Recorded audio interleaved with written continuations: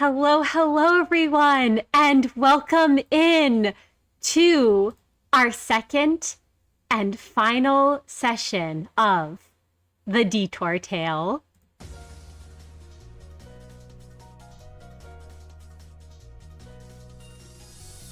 And where we left our two managers who split off from the rest, Merru and Pryor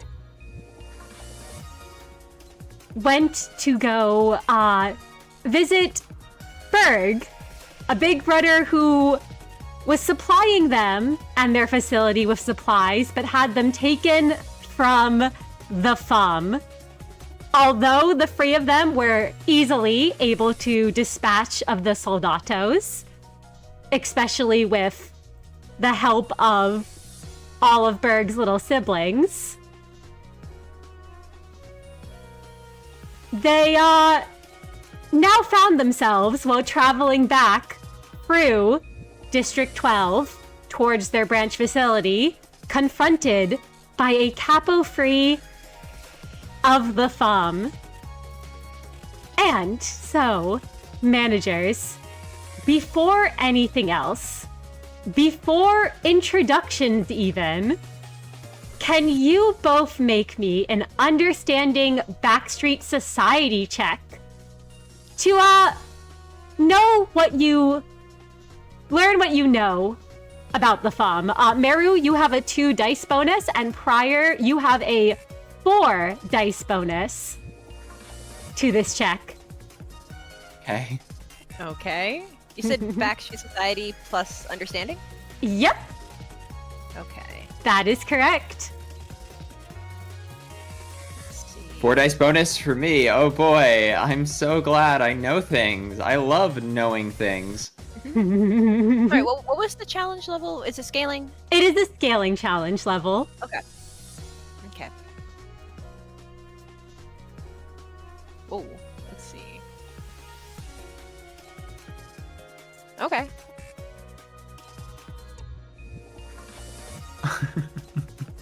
Uh-oh, we know how much danger we're in. So, with 5 successes for you, Merru, and 6 successes for you, Pryor, Merru, you have heard of the FUM. You know that they are one of the 5 fingers, and you know that they are very particular about hierarchy. You would know that a Capo of the FUM is one of their higher ranked members, right under the Soto Capo, or underboss. And I imagine you've probably been warned before in the past, most likely by your sister, about the fact that talking back to a member of the FUM, especially one higher ranked than you, can be grounds for losing your tongue. And Pryor, with 6 successes, you know how the FUM works. You are a member of the middle, so you are quite aware of what they are like.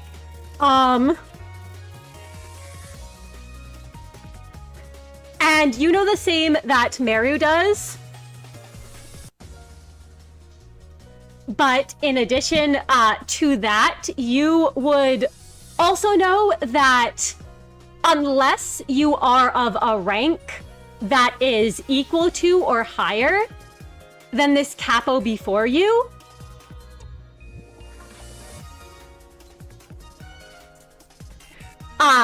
it may be a bad idea to even address them. You know not to look into their eyes or even at their face. You know that there may be problems.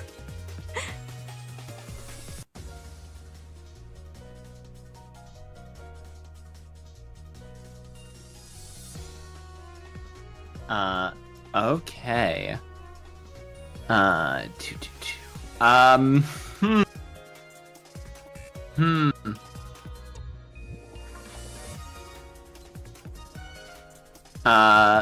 Well, in that case, I guess this is where introductions will happen. Okay. Hi, everyone. My name is Pryor, and I play Manager Pryor of the training team. And staring down a Capo of the Thumb, or more specifically, Pryor stares around the Capo of the Thumb as he takes a moment to stop and consider what's happening. He has to really dive deep into his knowledge he has of the syndicates. Of all the syndicates, the Thumb is one that Pryor was really hoping we didn't have to deal with anything more than a few Soldatos, but as his unfortunate theory from last encounter proves true, and there was a mastermind, he grits his teeth, plants his feet, and speaks under his breath to Merru and Berg with a very, very firm, This is in fact the worst possible outcome.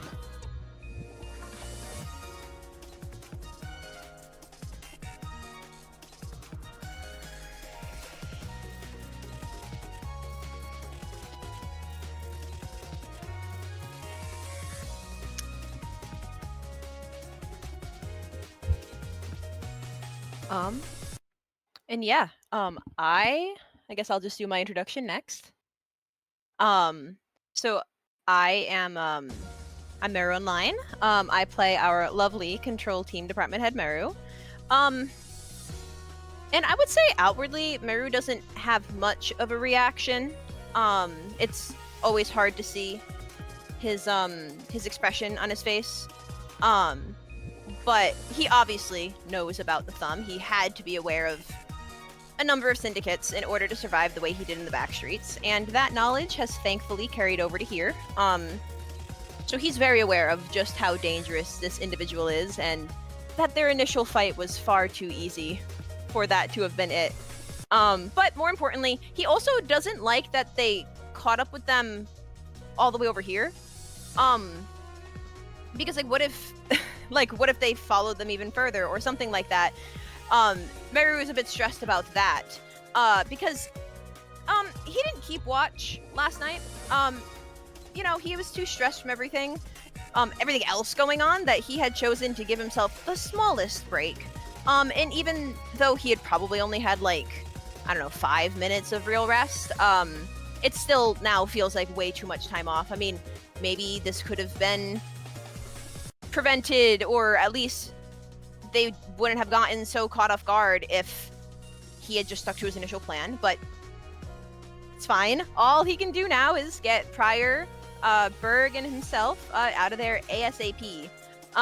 So he will force back any potential regrets over last night's behavior and do his best to focus his mind, which his head probably just hurts because he's still coming off of a nasty hangover from overnight. And he will prepare for yet another very annoying fight.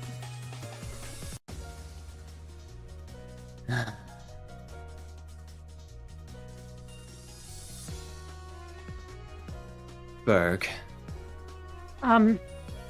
Yeah, Dad?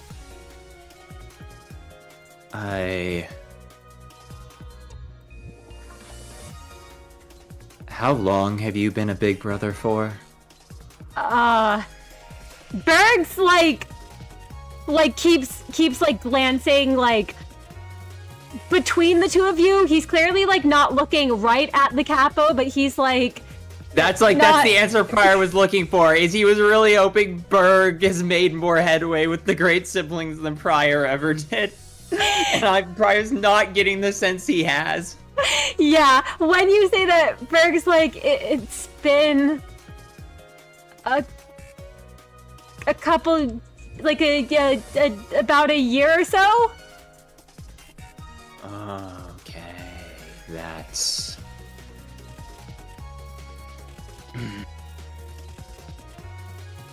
Pryor looks away from the capo and back to the RV.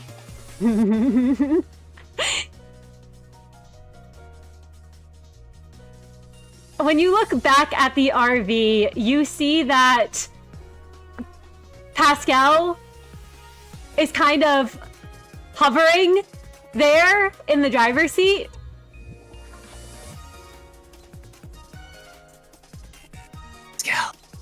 Pascal. Here, boy. Here, Pascal. When you call to the drone, it comes toward you. Pascal, no matter what happens, these supplies have to get back to the facility. If things go wrong, I want you to make sure the RV makes it back to the facility. Can you do that? It beeps. And what you presume is confirmation as it flies back into the RV.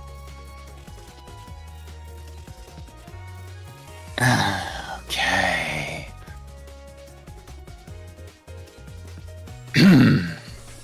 Pryor straightens his shoulder, adjusts his necktie, looks between Berg and Merru, and he's going to switch places with Berg, taking the front of the party.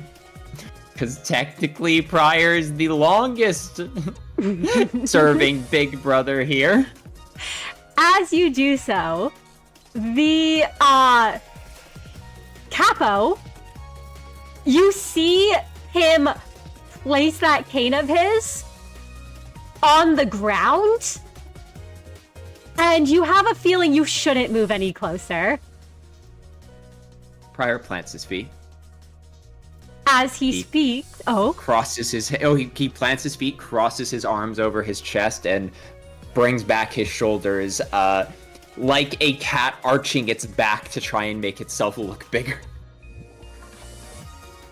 And as you do, the Capo speaks and says, I am Dino Capo Terzo, the Hound of the Thumb. You would do well to bear that in mind before talking to me, lest you find your tongue ripped from your mouth. And Pryor, he looks past you to Berg, who both of you notice has begun to tremble, those chains rattling. And Pryor, Merru, the two of you are well aware of Berg's outbursts and bad habit of mumbling what first thought pops into his mind when he's angered or anxious. Oh, not a good recipe. Okay, oh, Berg, please. You are a big brother of the middle. Your station grants you the right to speak to me, but be very careful when you do. Berg sort of, when addressed, glances towards you, Pryor, when it seems like he realizes this Capo's gaze is on him and not on you. And he almost starts to like mouth like a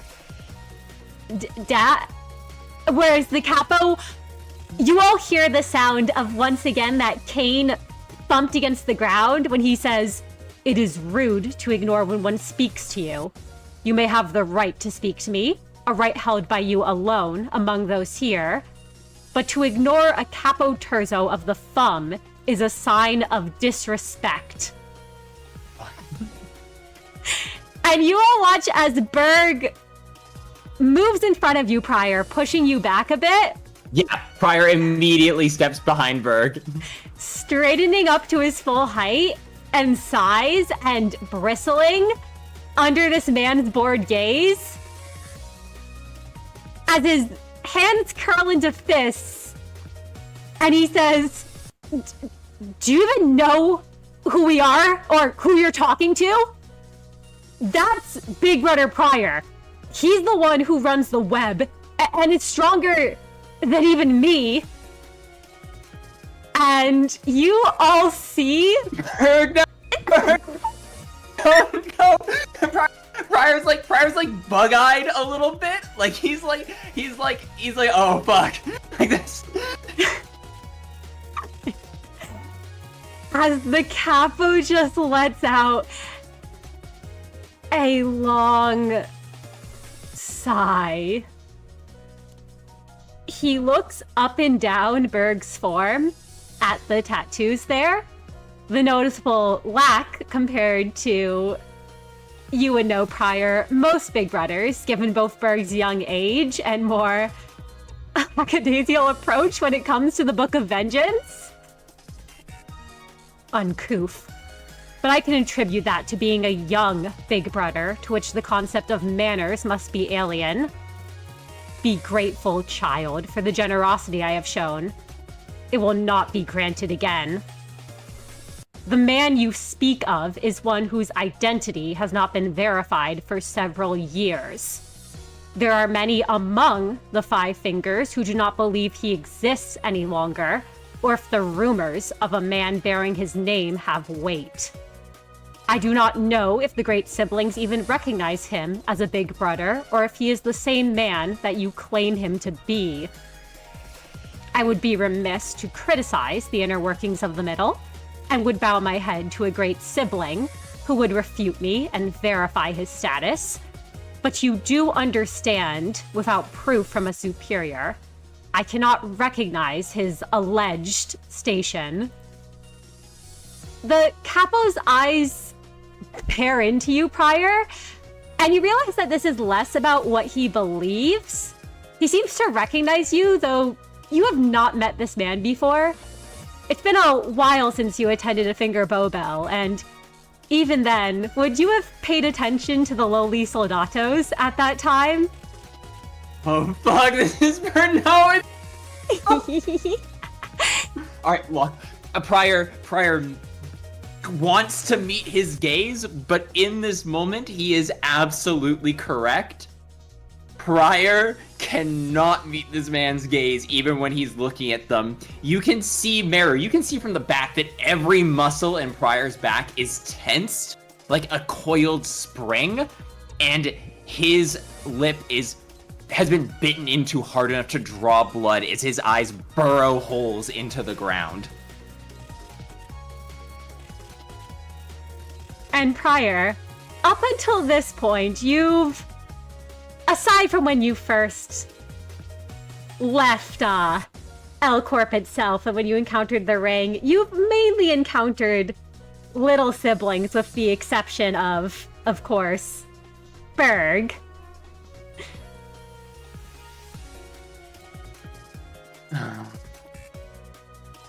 Oh.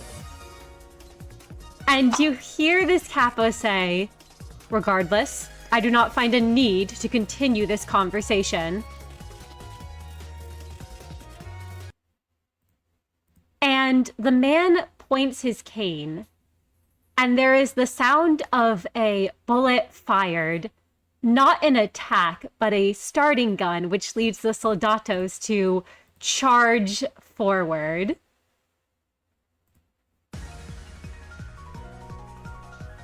Okay. As you all can roll for initiative.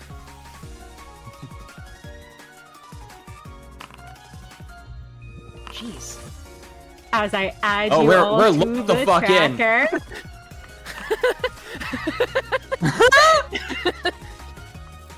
Jeez.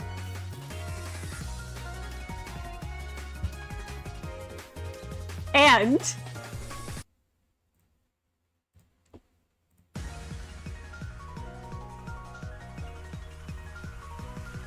so, Merru, Yes. you go first. What would you like to do? Right. So, Merru, technically, I don't think... With Merru having Justicia on, I don't think anyone could tell if he was meeting their gaze or not. Absolutely not. Right? No, you cannot tell. Yeah. Because Merru's not the type to bow his head. But he was kind of, while everyone was talking, he knew a fight was going to start, of course. So he was kind of scoping the area to figure out. Basically, the moment he knew he could attack and get away with it, he had figured out what he wants to do, and if he may, because Merru, he has high athletics and high reflex, and he's got, that's like, high stat. Would he be able to hop up on top of here to be in line with all of these Soldatos? Absolutely. Yes! Might go. Okay. He hops. No, wait. I can't hop up there. It says it collides with the wall. Oh, let me bring you up there. Thank you. Carry me up there. Thank you. As you hop up there, I will make you roll for that. You've got enough that you can get up there. Okay. So Merru, first of all, this is a very serious fight. He knows how dangerous a Capo is. So I'm just gonna pop this his core desperation right there. And then of course he's gonna just try to take out as much people as possible. So of course he's gonna magic bullet fire. And he's neither strained nor injured, so he has 3 dice. And what is the challenge level? The challenge level to hit these Soldatos would be challenge level 3. 3? Okay, let's roll. Come on, Merru. Be goated, please. Oh! Oh my gosh! An 11 success crit. And they are in a line. So those Soldatos are all going to be taking 11 successes. Can I ask, does this take them out or no? That's what I'm about to check. Okay. 11 successes. They do it's a challenge free, so that's going to be 8 margin plus 4 for 12 damage. I don't think that there's any saving them. They do. Okay, cool. I just wanted to make sure if I needed to willpower reroll to get more damage. It is, and Pierce is ineffective against them, so I think they do take that halved. But I think it still might take them down. Let me check, because that's gonna be 6. It would equal out to 6 damage after they have it. Yep, 6 damage after they have it. So they are still standing. Okay, wait, give me a second. Can I willpower reroll then? Absolutely, you may. I need more damage. No, I tried. That always happens. Every time I willpower reroll, he gets 0. That's fine. I tried. It's okay. Each of them do take 6 damage. They are looking in very bad shape. All of these Soldatos look to be grievously injured. If you would like to describe what it looks like when you fire magic bullet at the line of them. Yeah, no, it's basically he had played out the scene in his head already, which is why he was able to immediately when he heard that starting shot from the Capo, he was already jumping onto those boxes. And it's like in record timing. You can tell this is a very practiced movement for him, probably when he was dealing with annoying breaches. He's able to basically he hops up, and thankfully his ankle does not hurt him enough for this to, stop him from doing this. He hops up, and the moment the ball of his feet lands on the top of the box, he's already raised up magic bullet and has pulled the trigger. So it's basically not even a second has passed and the portal's already forming, basically before the Soldatos can even lift up their guns. And a bullet just strikes through all of them. And unfortunately, Merru was hoping for the style points of just taking them all out, but he'll take almost KOing all of them. Absolutely. And Prior, we go to you. Okay, well, Prior's gonna capitalize on this opportunity. He sees them weakened. He turns and he says, "Berg, keep them busy down here."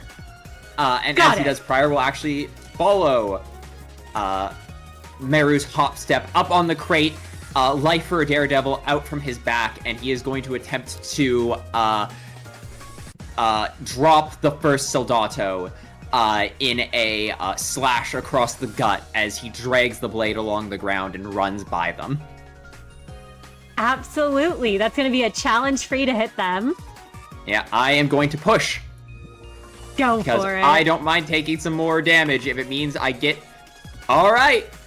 5 successes, challenge free. So that's going to be, if you don't willpower, 4 unhalved pale damage. I think with the damage Merru has already done, I'm fine not willpowering. Absolutely. And this is slashing damage. So they are fatal to it. So that's going to be 4 damage to this one, and that's enough to take them down. If you would like to describe. Yeah, Prior leaps up onto the crate, draws life from a daredevil from his back. He doesn't so much attack them as he brings the blade out from behind him. He brings it down to the ground to run by them, and the Soldato doesn't even realize they've been hit until Prior is past them, and as they go to raise their hands to stop him or shoot him, they look down and see the pale line of blue across their chest, and they collapse, passed out from the damage to their body, mind, and soul. The Capo looks up as the Soldato falls unconscious and says, "A reminder that failure will result in the loss of your head." And Well, this is gonna have a really unfortunate ending for you, won't it, Capo? the Capo looks to you, Prior, and you can see in his gaze that you have made yourself a priority target. As he says, disrespect will not be tolerated. Of course, I'm so sorry. I didn't realize shooting me was a symbol of respect. The Capo does not respond to that, as he chooses on his turn to stand in place and command the Soldatos to fire.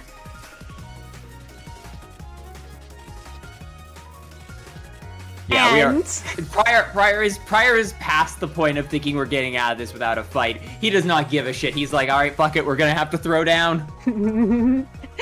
as they all aim and fire at you, Prior, Merru, you, and Berg all take 2 burn. Shit. Oh no. Uh-oh. Oh. All right. Prior will take 2 burn. And the Capo will pass his turn. As Berg rushes in, and Berg is going to go and... You know what? You told him to handle things down here. He sees the Capo, and he sees there are 2 people down here. Berg, at this time, Prior, looks to you and says, "Should I keep holding back?"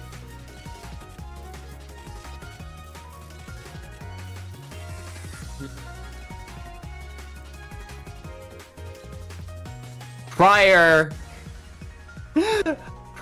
thinks for a minute. And he's going to say, "We can handle him."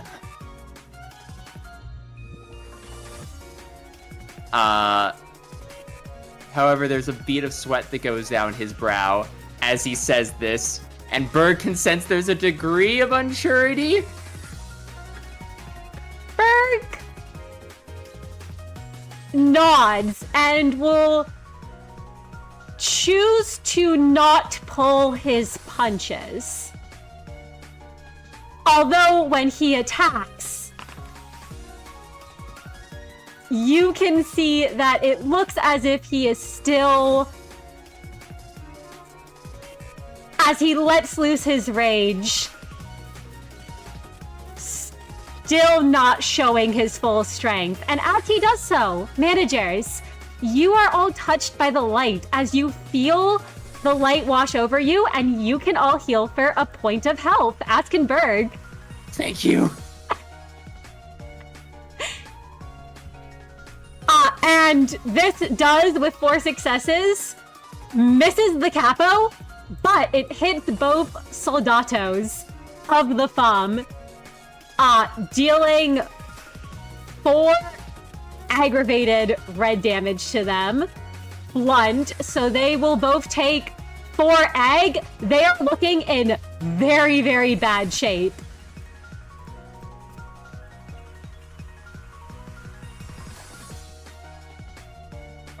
All right, that's my boy. Prior turns and says, good choice. You can tell that Berg is, it looks like almost not breathing hard from effort, but more so from, if anything, the fact that he seems to be trying to keep his rage under control as those tattoos flare up, turned purple, and then flare back down again. And these Soldatos look like there's not much left in them. And managers, you all feel resolve in yourselves as the next red damage attack you would take, you may have the damage. Right.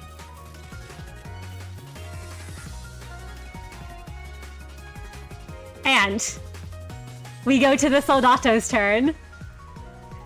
This one here, Prior, is going to attempt to Burning Stab on you. And you can make me a challenge free to dodge as they rush forward with their weapon. Prior has his weapon drawn against the ground, and he brings it up into a fool's defense. Challenge rating 3? Yep, challenge free. Prior deftly bats the attack away. Absolutely. You see the one behind you also tries to go and stab you, rushing forward.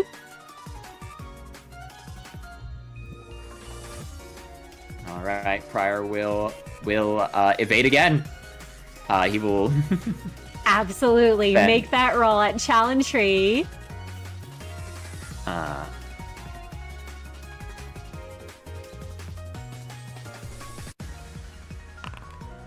Okay. 6 successes. Prior pushes his will, and as he does, one blade comes through. Prior plants his feet as the second attack comes. He brings his blade up and manages to deflect the second attack again. And this third one, Merru, is coming at you. Ooh. As you hear the sound of their ammo being fired, and you can make me a challenge 4 to dodge. Sure. Athletics reflex? Yep, athletics reflex. Well. I'm I don't care. I'm doing desperation as much as I can. Go for it. Athletics. Reflex. 3, challenge 4. Let's go. Yup, I'll take crit. that. 7 crit, challenge 4. I will say, yeah, you take that aggravated sanity damage. Actually, it was a crit. I will say that because it is a crit, you still take that aggravated sanity damage. But for the next shot, you'll get 2 bonus dice to dodge. Listen, I'll take that. Wait, the next shot. The next attack shot towards you, or the next hit that comes towards you, which, as these Soldatos stand up on the bottom, one of them does raise their bayonet, and you can make me another athletics plus reflex. Yup. I'll just do, just to get into the habit, show off that again. Let it. 1, 2, 3. Then you said +2. +2 bonus dice from your crit. Okay, challenge 4. Yes. Yeah. 9 successes, challenge 4. You are able to dodge. And this final Soldato will try to attack Berg. With Burning Stab. And we'll see if Berg's able to dodge. Alright, Berg. Reflex, athletics at challenge free. 3 successes. Challenge free. You all watch as this final Soldato stands and tries to hit the big brother. And fails to do so as Berg jumps back. And at the end of the round, the burn goes off. So Yep. the 3 of you, Pryor, Merru, and Berg, all take 2 unhalved superficial red damage. Equal to half your burn, so you will take 1. And then our burn is halved to 1. Yep, and then your burn is half to 1. I will say Resolve does not trigger yet. You still have your Resolve, because this is not Yeah, an because you only attack. took 1 damage. Yep. Alright. And Merru, we go back up to you. We know what I'm doing. Don't worry, Pryor will be fine. Pryor will not become collateral to this. But once again, I will be firing magic bullet. I will take that point of sanity damage to avoid hitting Pryor. Is it aggravated? It is. I do believe it Yes, is. it is aggravated Sounds good. sanity damage to avoid hitting someone with magic bullet. Sounds good. Sounds good. All right. You can almost feel that presence there behind you, that very familiar one, telling you to take the shot. Well, Merru will take the shot. Don't worry, Derfacious. Merru will take the shot. And it's still challenge 3 for the Soldatos? It is still challenge free for the Soldatos. Okay. On Merru. 9 God. success crit. The crit monster! This must be enough to take them. That's a little overkill. Yes, that's gonna be 9 successes on challenge free. That would be equal to 6 plus 4. That is 10 black damage. Yeah, a even little 10 half to 5, they still go down. Would you like to describe as your magic bullet shoots through these free Soldatos, killing them? Merru, he using, mustering up the ability, he is able to, would Merru be able to, as he takes a shot, actually hop down? While Absolutely. Awesome. So yeah, while Merru, he doesn't want to hit Pryor, so when he was going to fire Magic Bullet, he actually timed it for style points, of course. To avoid hitting Pryor, while he was hopping down from the from those crates, he had lifted up Magic Bullet and aimed it so it just kind of shot by Pryor but didn't hit him, and Merru knew that he would be able to do this. If he believes that the path is meant to be like that, it simply will be. And so yeah, all 3 of the Soldatos suddenly now have a hole through their chest, and they all, one by one, fall like dominoes as Merru lands on the ground safely, ready for the next group of people he has to attack.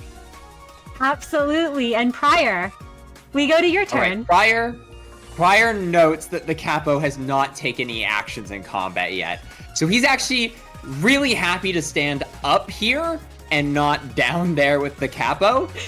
Taking advantage of his overlay of the battlefield, he points down with his blade and begins barking out orders, and I'm going to use superior leadership. Absolutely. Merru is challenge 3. 10 success All crit right, on well. challenge 3. Whoa! as Merru hops down, Prior did not flinch as the magic bullet passed by him. He knew in his heart that Merru had no intent to harm him.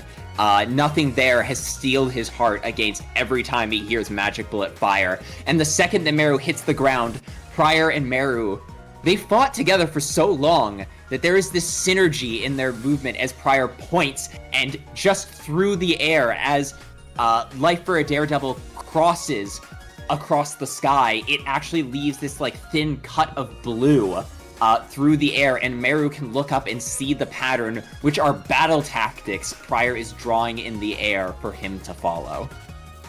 And Merru can take 5 poise and heal the sanity damage. Yes! I love poise. And then Berg gets a shout of confidence from Prior. What is Berg's willpower damage currently? Berg has taken 1 point of willpower damage. And difficulty 1. Alright, hey! Berg's gonna get a damage up and heal that point of sanity damage. Absolutely. And Prior is going to stay right where he is. He's really happy here. And Prior, as you stay where you are, the Capo takes his turn.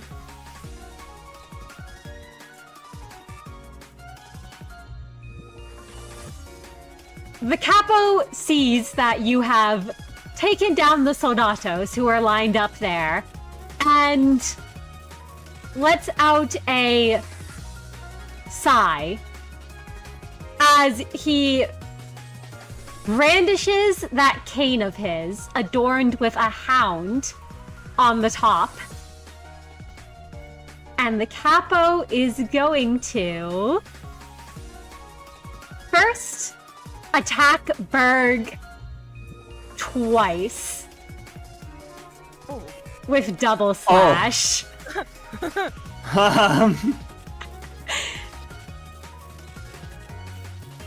As Berg sees the cane coming in and manages to avoid the first hit. And as for the second,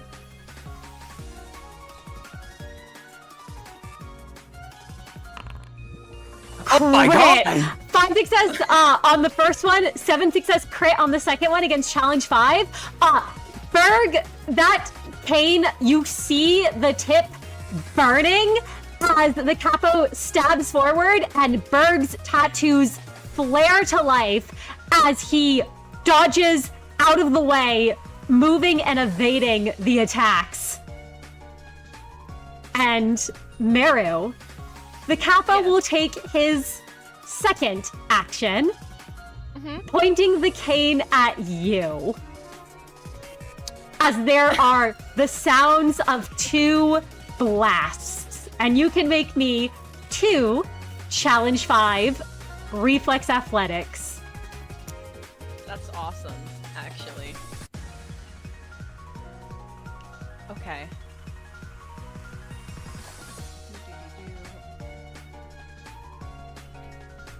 Challenge 5, come on, Merru. Please don't have wasted all of your good rolls, please. Wait. That's 4 successes. This is doable. 6 successes. Challenge 5. You dodge the first one as it fires, and you evade the bullet. Yup. And then the second one.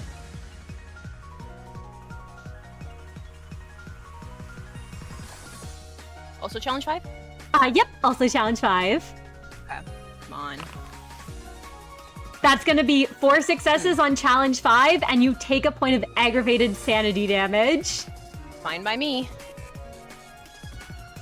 I think with that second one, Merru could feel a bit of his, the injury to his ankle that has still, is a bit bothering him, but he's able to just in time push past that to not kind of like have his like leg kind of like buckle, and he's able to dodge. Oh, the second one is actually a failure, actually, because it's 4 successes to challenge 5. Oh, wait, what? No, wait. Oh, Yes. sorry, I misread it. Would Wait, you no, like give to me a second. willpower? Yes, I will. My bad, now he does it. 5 successes, challenge My 5. bad. I read it wrong. There we go. Sorry, I said it a little early. Alright. He's goaded. Yes, you managed to dodge Willpower is in danger. both. It's okay. It's it's okay. You need help. And the Capo passes his turn as Berg attacks and goes right towards the Capo's face.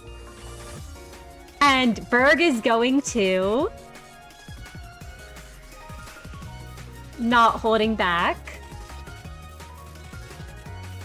And it is a challenge 5 at the moment to hit the Capo. 7 successes, challenge 5. Berg goes to kick the kick connecting with the Capo's stomach, who takes 2 superficial red, which is half to 1, and 2 bleed.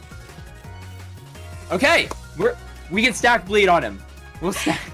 And as that is done, the Capo doesn't even seem to flinch. As Berg's kick comes at him, he sort of just stands in place and takes it. As Berg just kind of like actually chooses to look into his eyes and goes, "Is that all you got?" And the Soldatos act next. I just realized, I believe that these Soldatos, one of them did try to fire, if I recall correctly. Yes.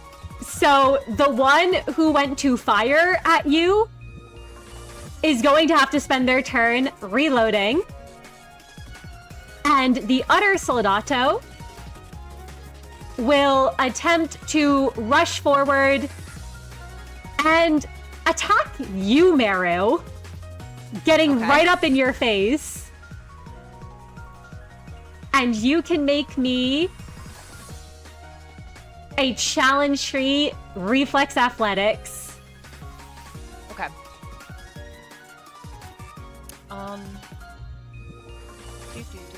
You know, I'm actually not going to use my desperation because I do have 2 aggravated willpower already. And I'm just gonna be goaded. It's fine. I have 7 dice. Challenge 3. Yep. Don't regret this. Let's not regret this. Come on. Yep. I'm goaded. 4 successes, challenge 3. You are able to dodge. Let's go. Easy. And at the end of the turn, you all take 1 point of unhalved superficial red damage, and you cleanse your burn. Alright. So you all now are back to 0 burn. Okay. Just a little bit more damage. That's fine. However, at the end of the turn, the Capo does something as well. Oh? The Capo clears all stacks of bleed. Oh, of course. And Merru, we go to you. Berg is a bleed unit. This is... That's awesome. This Soldato is really close to me. I don't like that. I like my personal bubble. Yes, the Soldato's right in your face, so you would take a penalty to shoot. Can I hop back a little bit, or do I have to take the penalty? You could hop back, I imagine. Like that? Yes, you can hop back. Awesome. Well, I will do that, and then I will shoot this Soldato. Absolutely. Simple. Now, if you're shooting the Soldato, are you also catching Berg, the Capo, and the other Soldato in your line? Would it? It depends how you fire it, because you could fire like this, or you could fire ahead. Yeah, I mean, I really don't want to get any more aggravated willpower on me right now. Because I don't mind becoming, strained or whatever, but if it's all aggravated, that doesn't really matter. So I will just shoot the Soldato. Absolutely. As much as I would love that nice line. You also doesn't work. do have your poise on you. Oh, I do, and I really shouldn't waste it on a Soldato. Yes, because it would trigger when you attack. I could take one more aggravated willpower. If need be. You know what? Yeah, no, you know what? We're just gonna do it like that. I will take the aggravated willpower so Berg doesn't get hit or whatever. Whatever. I mean, I think you could just shoot my son. No! I'm not gonna do that. I think he could survive it. You could shoot his son. No. I'm not gonna do that. God, I would love to... I would love to use desperation here, but I don't want to get 4 aggravated... I shouldn't. No, I'm not going to. I'm just gonna be goated. It's gonna be fine. Magical fire. And the challenge, remind me one more time. You're aiming for the Soldato, so it would be challenge free, but it would hit everyone in the line. Perfect. Except for Berg, if you're using sanity to not hit him. I just took my aggravated sanity. So I will do that. And come on, Merru, please. 7 success crit. +2 for the poise. Success. So that's going to be 9 success crit, which would be 6 + 4, 6, 10 unhalved superficial black damage. I can let you know right now, I'm pretty sure this Soldato, both of these Soldatos have already taken egg damage from Berg, so you do just drop both of them and kill them outright. I forgot about that. Let's go. And the Capo would take 5, so that'd be 5. That'd be 5. Yep. 5 black damage. Yep. The Capo takes 5 black damage. And Merru, would you like to describe how it looks when you fire? Yeah, and kill these Soldatos. Yeah, I mean, there's only so many ways you can describe firing Magic Bullet. This one is very controlled. He does not want to hit Berg, but he's not used to fighting with Berg, like he is with Prior. So he has to be a bit more careful about it. But Prior did kind of, with the thing that he did before, give him that, like, what was it called? The plan kind of thing? Yeah, the battle plan. The battle plan, yeah. So Merru, he has an idea of what he needs to do. He just needs to make sure he's just a little more careful with how he fires, just to get that conviction that he is, these are the people he's hitting, and that's the person he's not hitting. And I mean, the portal forms as it always does, as he raises the rifle, and he watches the 2 Soldatos also fall, like the ones from before. And he feels pretty good about himself for taking out a majority of the grunts here. So now they can focus their attention on the real threat. Absolutely. And the Soldatos are removed from the initiative. And Merru, if that is your turn, Prior, we go to yours. All right, the Capo is alone. Berg is down there alone, so Prior, I think, will take advantage of the Capo's compromised positioning. And Prior will drop down behind the Capo. Absolutely.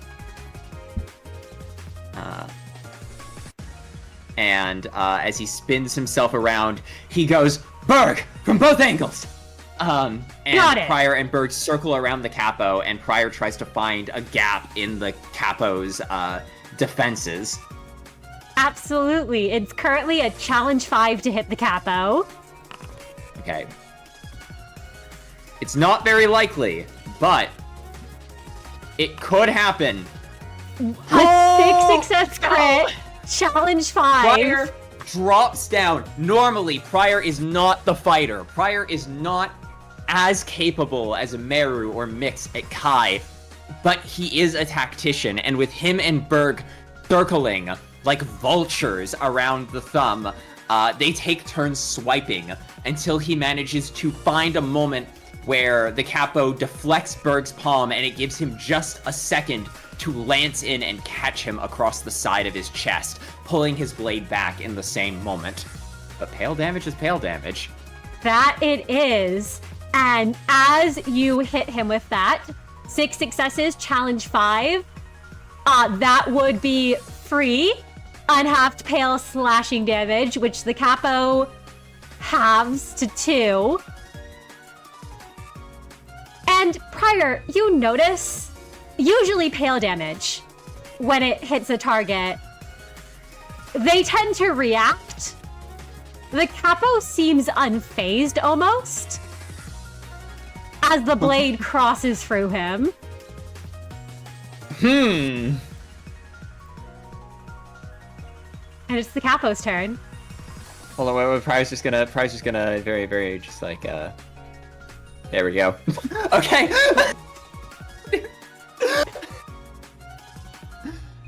Pryor, Hey. Yeah.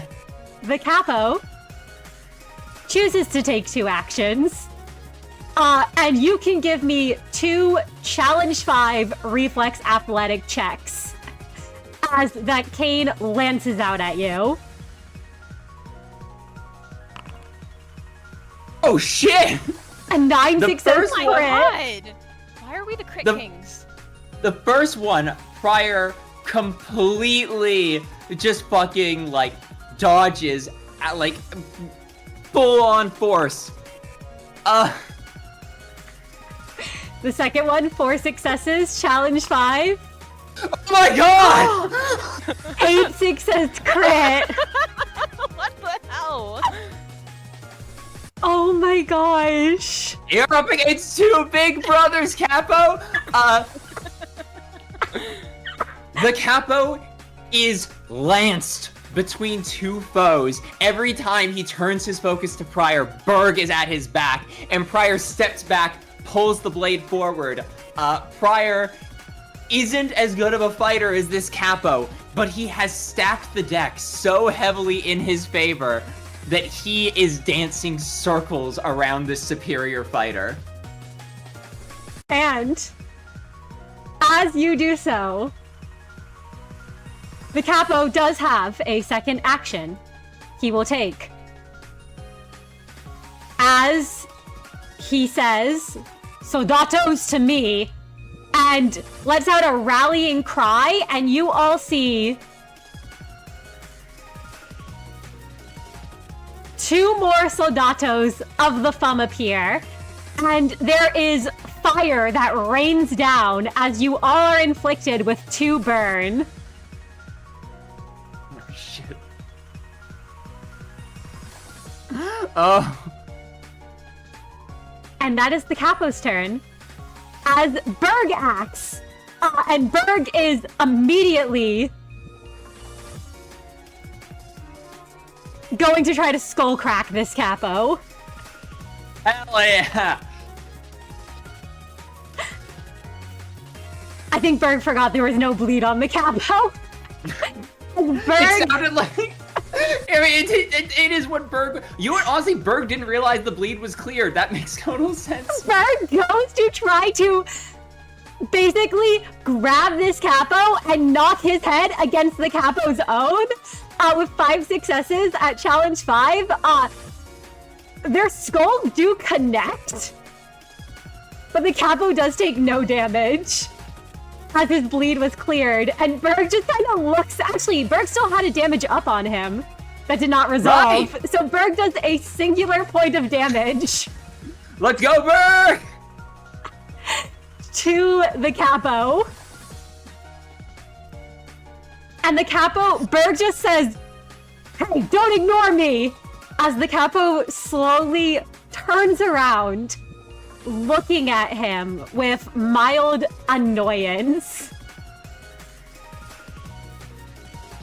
And at the end of the turn order, Prior, Berg, and Merru, you all take 1 unhalved superficial red damage as you each have 2 burn inflicted on you, and you reduce your burn by 1. Ow. I am now injured. Which is fine. And the Capo would clear a status effect, but he has no status effects to clear. The Soldatos also enter the initiative at the end. Merru, Alright. it is your turn. But before you act, there's a light that washes over all of you, and you can all heal 1 point of health damage Oh damn, I'm no longer injured. as you feel that warmth, as if someone is looking out for you. Man. That's fine. I think we have the option to reject the healing, I think. Well, no, it's fine. I shouldn't use desperation anyway because I don't want to get a 4th. Yeah, that's a good point. Because then it's like, yeah, I have desperation, but then I only have 3 things until like corrode, and I don't think we want to see corroding Merru. I mean, maybe we do. I don't think so though. I mean, it could be. I don't know. Well, Merru, I mean, we have. I don't want to say this. Prior, as you look at Prior, he feels like we kind of have this fight under control. We've locked the Capo down pretty well. Well, let's see. Huh. There are more Soldatos, but also I want to take out this Capo. But what will you do? Can Merru hop back up on the crate? Absolutely. Merru, you hop back up on the crate. Thanks. I'm gonna fire magic bullet. We know this. Go for it. I'm It's not using challenge desperation. free. It's fine. It's fine. I'm scared because I know these good rolls have to end eventually, and I think it might happen now. But like, let's do it. Oh, never mind. 9 success crit at challenge free. So that's going to be 9, 10. That's going to be 10 unhalved black piercing damage, which they will reduce to 5. And so they don't get knocked out. It does not knock them out, but they are looking in very bad shape. What are the odds that I would roll? No, it's fine. It's fine. Listen, No, if you roll 3 successes, I think you take them out. Oh, that is true. I'll strain myself, but it's fine. Because then I have 4. Only 3 of them are, Yeah. I'm learning how to play risky with my willpower. This is fine. I'll willpower reroll. Let's see if I can get something. Is that enough? With 11 success crit, I believe that would be 11. It goes 11 down to 10, 9, 8, up to 12, half to 6. It would be 6 damage instead of 5 damage. Yeah, not Not 7. You quite needed. I think enough. you needed 7. I think you needed 7. But honestly, that still it brings them down to a 1 tap. Yes, they are not looking in good shape. They are looking very, very injured at this point. And Merru, if that's your turn, Prior. That is. Yeah, honestly, Prior's gonna break away. He's gonna say, Berg, keep him busy for a moment. And Prior's gonna kind of slide behind the Capo, and he's gonna hop, like, up these, like, little crates here. And as he comes here, he's gonna, like, kick off the wall, spin around, and try and cut down this one in front of him. Absolutely. 10 success crit. My God! Challenge free. What the fuck is happening? You are doing. The dice are paid actors. You are doing 7, 8, 9 unhalved pale damage, slashing. This Soldato is just, well, I imagine you're knocking them unconscious. But if you'd like to. Yeah. With a double crit, Mr. GM, can Pryor have the fucking, like, anime moment of, like, he leaps off, cuts down the Soldato, and, like, runs across in, like, the same wide sweeping attack and cuts them both down? Absolutely. I will permit it. You are able to do so, if you'd like to describe it. He sees Merru weaken them, he, like, springs off the wall. Funnily enough, after the Fixer games, maybe there was something to be learned in that all-for-out brawl, as Pryor feels his strength and stamina restored. Damn be the Fixers. There might have been something he picked up there, as he swings across all of the foes, and as the blue dissipates behind him, the two drop unconscious, as he stands up and points down at the Capo and says, "Berg, strike!" Got it. And Berg curls his hand into fists as the Soldatos are removed from the initiative. And we go to the Capo, who sighs. And the Capo chooses to take 2 actions. I don't like the way you keep saying that. As the Capo jabs at Berg with the cane, and Berg is going to attempt to dodge. It is a challenge 5 for the moment. Berg misses the first one, or fails the first one to dodge. And Berg fails the second one. So you both watch as the Capo... It makes sense. Pryor is no longer distracting him from the other side. Yep, the Capo seems focused in on the big brother in front of him, and as Berg tries to dodge, the cane stabs into him, leaving a burn mark there, as Berg is going to take... It will be a total of 8 unhalved red slashing damage, which Berg does reduce first to 4, and then by 3 for 1 damage. So Berg only takes 1 damage from that attack. He's our fucking tank. However, Berg is inflicted with 4 burn, bringing him to 5 burn, and the Capo marks Berg with Hunted. Oh, but Berg did have Resolve on him, which may be very important for the next attack. Uh-oh.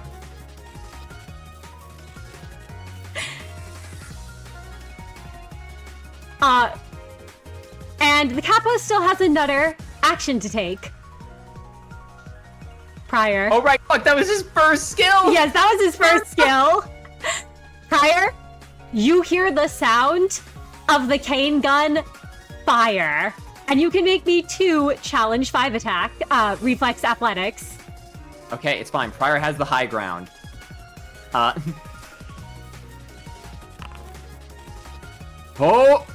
5 successes. You dodged the first one.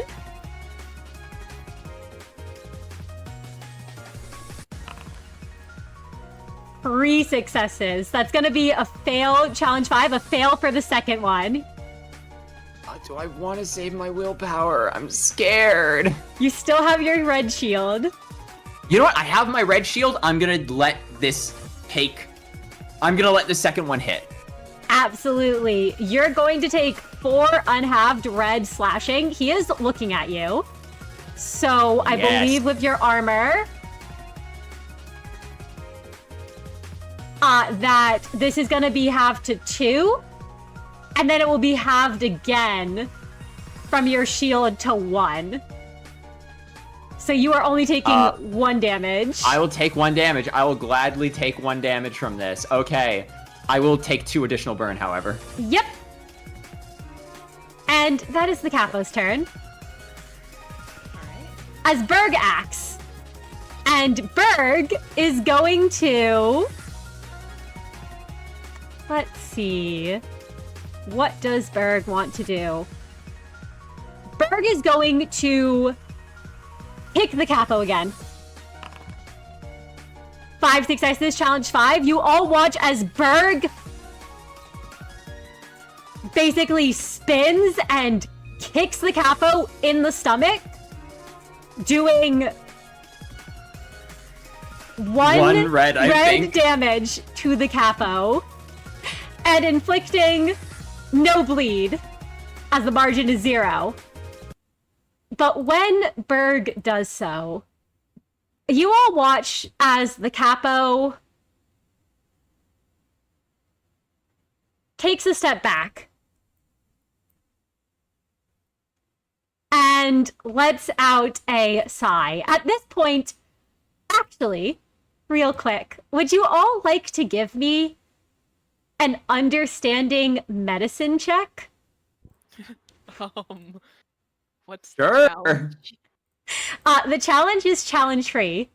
Oh, I have 3 dice, so, yeah, no. You know what? I am actually going to spend that willpower point here. I kind of want to know what's happening. Oh, someone knows. Oh! Alright, Berg will also try to help, but I don't think he'll succeed. Oh my god, Berg succeeded! So prior, 4 successes, Merru 0 successes, Berg also got 3 successes. Merru, you have no idea. You know you're doing damage. It doesn't look like the Capo is that phased by the damage, but that's about it. Prior, you and Berg, with 3 successes for Berg, 4 successes for you, you understand a bit more than he does. But you both can look to each other, and you would know that this Capo doesn't look like he's been taking damage. If anything, he just looks more annoyed as the fight has been going on. Wait, what do you... Okay. Like, we've been stabbing him. Yes. We've been hitting him. We've cracked him with our skull. Our attacks haven't... So, looking at him, medically, he looks like he looks like his clothes have been ruffled, and, like, someone's maybe, like, lightly slapped him across the face. Yes. But he doesn't look like he's injured. Despite the fact that you know you've done quite a bit of damage to him. He looks like he's gone for maybe, like, a light jog. Yep, he looks like he's gone for a light jog of sorts. Now, yes. Prior knows he's described himself as a Capo 3. Yes. Prior knows that shouldn't be that far. Like, it's like that would be like the higher end of Big Brother. But this... Yes. Okay, I'm just gonna keep that in my back pocket. Absolutely. Absolutely. If you have anything else to add. But the Capo...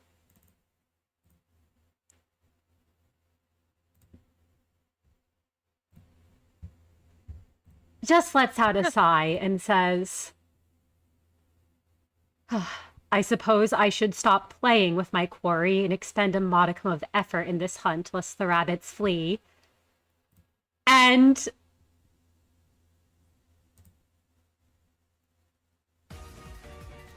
the Capo is going to begin to try.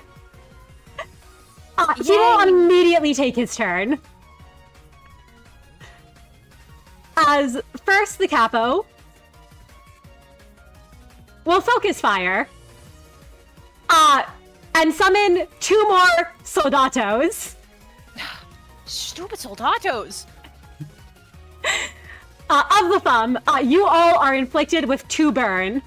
Berg is now at 7 burn, just so you all know. Oh no! So all of you can increase your burn by 2. And then the Capo will actually attack. First,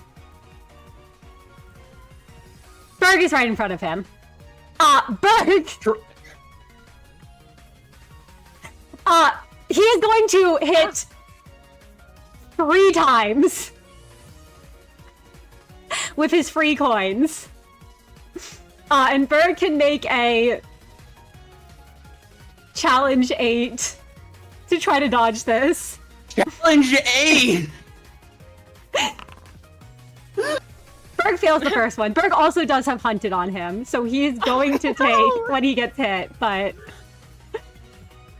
aggravated damage. But first will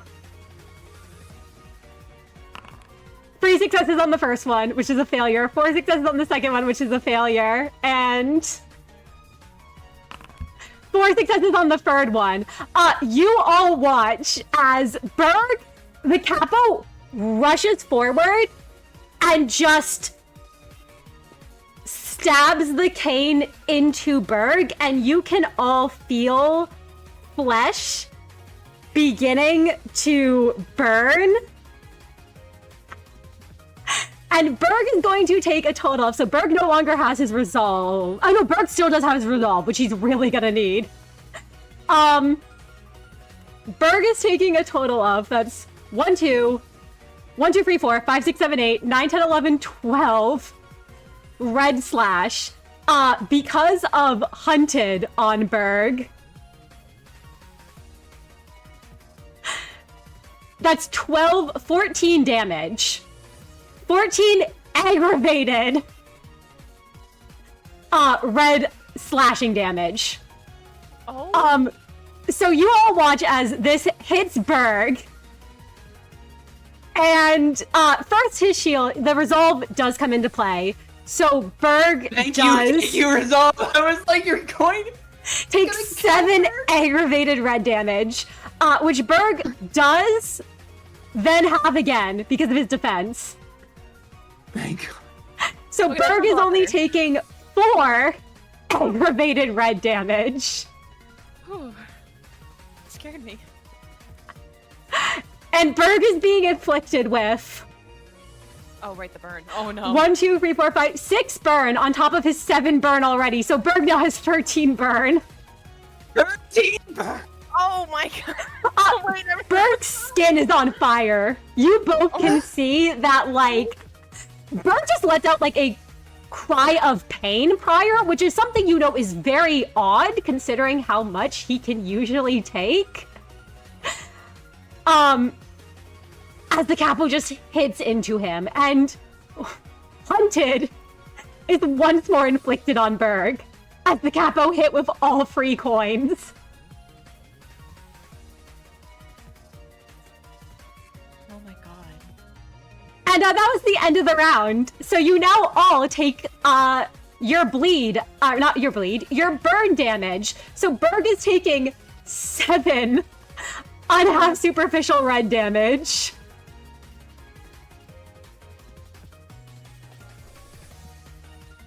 And then having his bleed to 7. Would the second resolve that came out help Berg with that damage?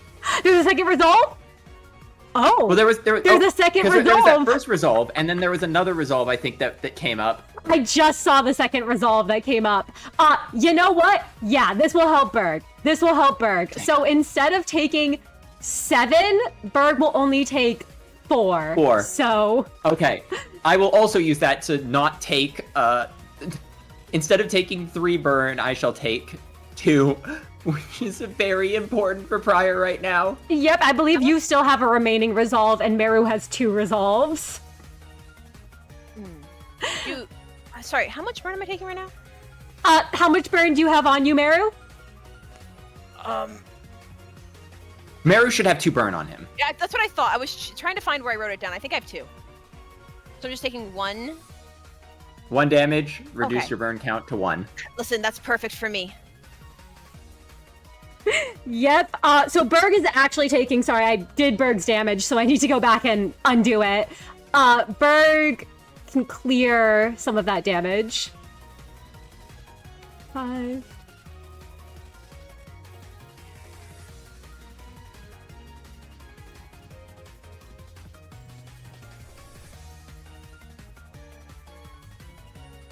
Alright. There we go. And, Merru, Yes. we go to your turn. Yes.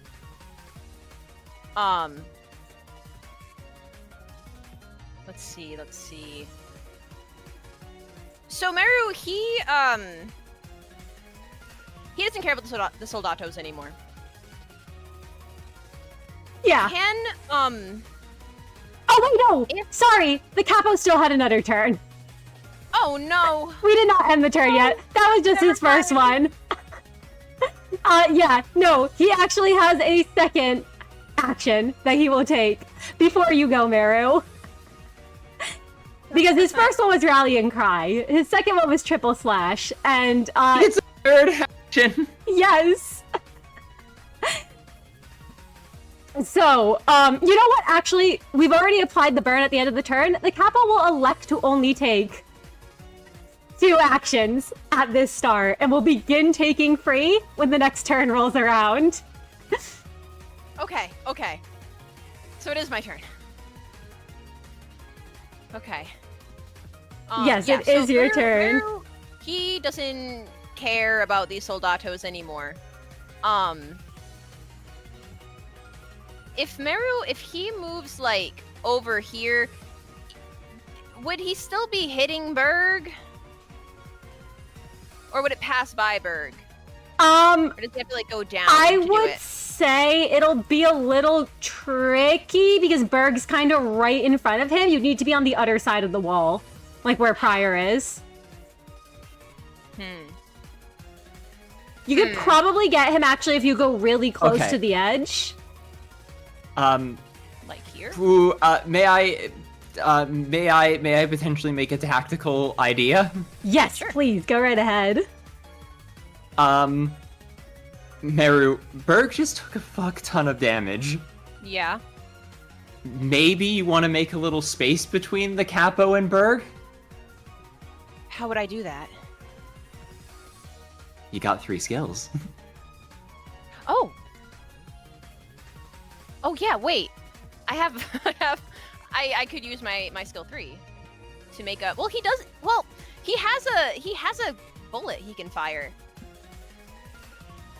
Fuck, wait, you're right, he has ranged attacks! You're right! Yeah, that's the problem. The reason I wasn't doing it because there was so much range. He does have ranged Oh, attacks. you're right! So it would stop the triple slash for at least 1 turn. But it wouldn't stop him from just firing 3 bullets. Which is my problem. Yeah. Well, what would you like to do? If there's a place Merru can get to, like if he's able to get like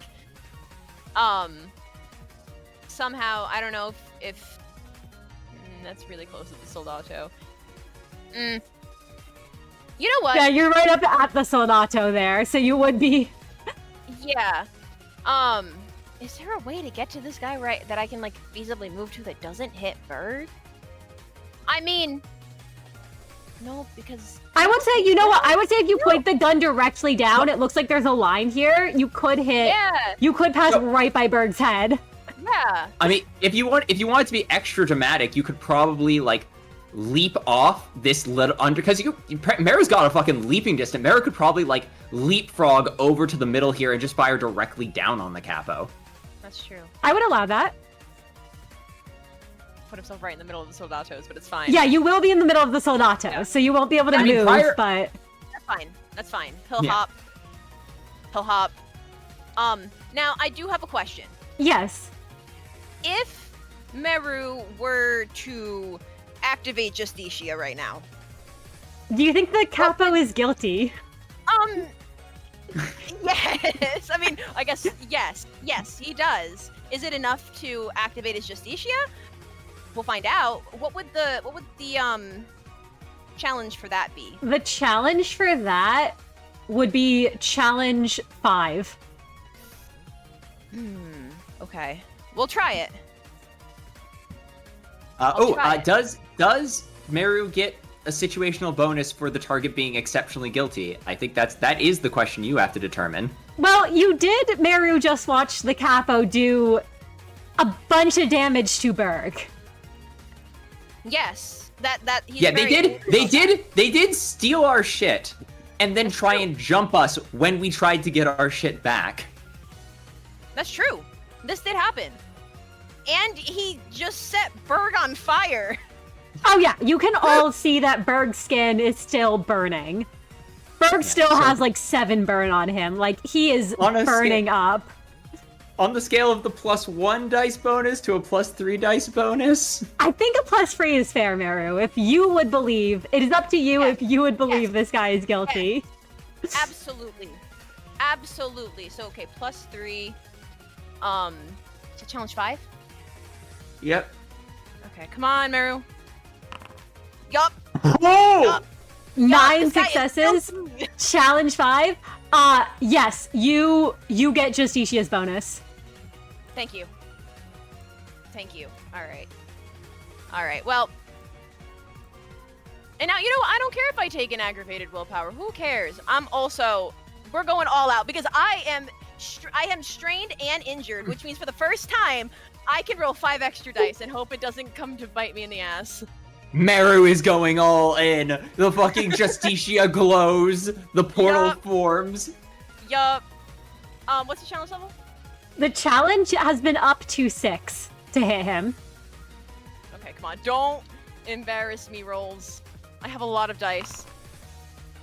Oh my god! 14 successes. Crit. So you are dealing... Do I try to style? Do you what? Do I try to style? You could try to style. You get the 1 extra success. I could. Nah, it's fine. Yeah, you probably want to save it. That would if you're taking more important. Yeah. That would be okay, so 12 unhalved black piercing damage, which would then be reduced to 6. Okay. Yeah, that's pretty good. That's pretty good considering what the Capo's throwing at us. Yeah, no, Merru is pissed off. I mean, the thing is, you have to remember, he knew when he looks at Berg, he still thinks of like the little kid who he had to save from the office raid. So seeing this Capo like hurt Berg like that after they already stole all their shit and we had to get it back and now we're fighting and Merru's really angry about like a lot of things right now. He's really stressed. He's taking out all of that. And Justitia's been feeling tighter around his face for like a little while now since they left the facility. So there's that like cyan glow that appears as Merru, he can feel that like his ego gear. What's the word? I usually like to say it's almost like a weird kind of like vibration, like it almost feels like alive while he's like wearing it. But he's fine. He lets that feeling happen. He doesn't care if that's a sign of corrosion or what at this point. And he will raise, or not even raise, he will just point magic bullet at the Capo, and silently will pull that trigger. And the portal that forms is bigger than normal, as it shoots through the air and hits the Capo dead on. Absolutely. Oh, speaking of which, that you mentioned the black damage, but there is a pale damage on that one too. Let's not forget that. Yes. That's why I said it hits him right at There his core. is an extra point of pale damage dealt to him. And Prior, it's your turn. For all that Prior has perhaps not been at his best, for all that he may have struggled and slid, at his heart, he sees Berg suffering, and he is suddenly moved by compassion. Prior disregards the Soldato. He leaps down dances by the thumb and puts himself between the Capo and Berg. Absolutely.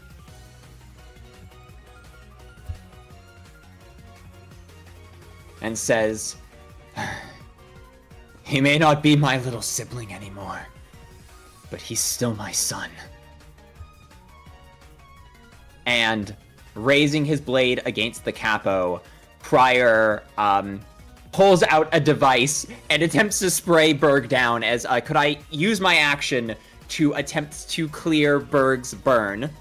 Absolutely, you may do so. All right, physique plus athletics check at challenge 3, I believe it is. Because I have dots in medicine, could I substitute that with an understanding athletics check? You may. Thank you.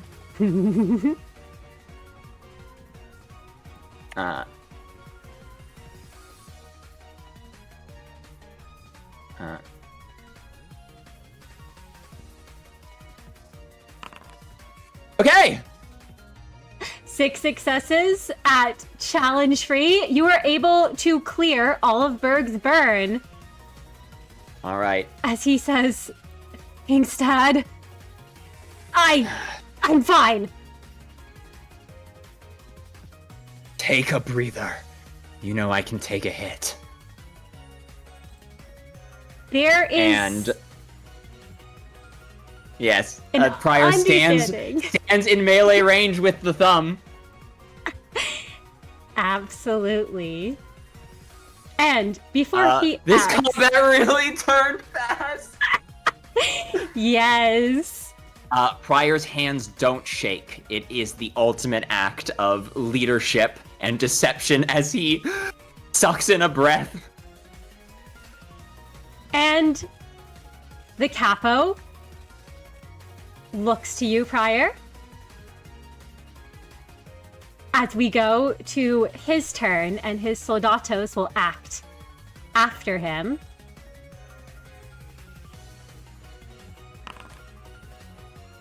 As he says...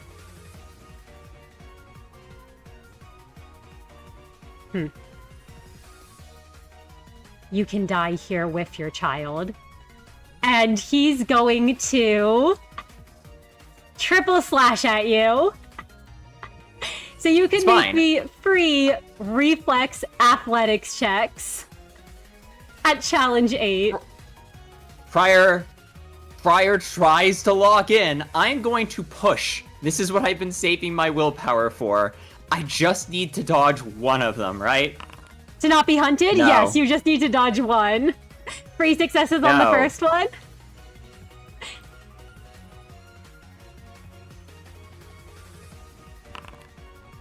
Yes! Go, the crits are 8 back. success crit.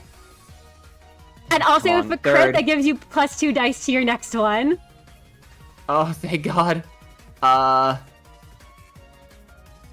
Then I will not risk the aggravated willpower and I'll take the regular dice bonus.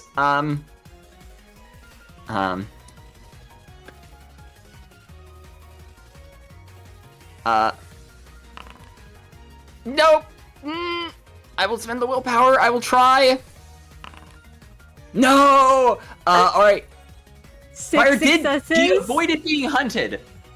You do avoid hunted as Prior, the Capo, comes in, and the first hit connects with you. And that second one, if you'd like to describe, as Prior's able to dodge the second, but fails to dodge the third. The first one crunches into his gut. As he's double over and winded, he hears nothing there whisper in his ear, and he brings his entire body to the side as the cane comes up, and unfortunately the third one pierces into the eye on Gaze's center, and his whole face cringes inward as he's driven back.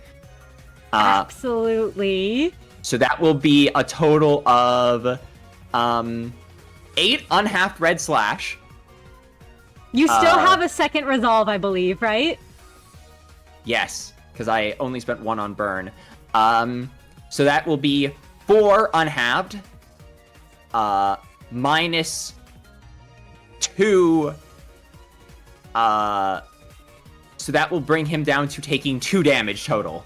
2 damage, and you will be inflicted with 4 burn. This is not great. And Prior is up to 7 burn. Wait, that was only his first attack. Yes, he has 2 more left. Also, before he attacks again... I was like, thank God I survived that. Prior gets hit by 1, goes back with his whole body, he grabs his blade and breathes deeply, thinking it's over, opening his eyes to look at the capo, and tenses. The capo, before he goes, you all feel the light wash over you again in this moment of need. And yeah, it is. All right. You can all heal for a point of sanity damage.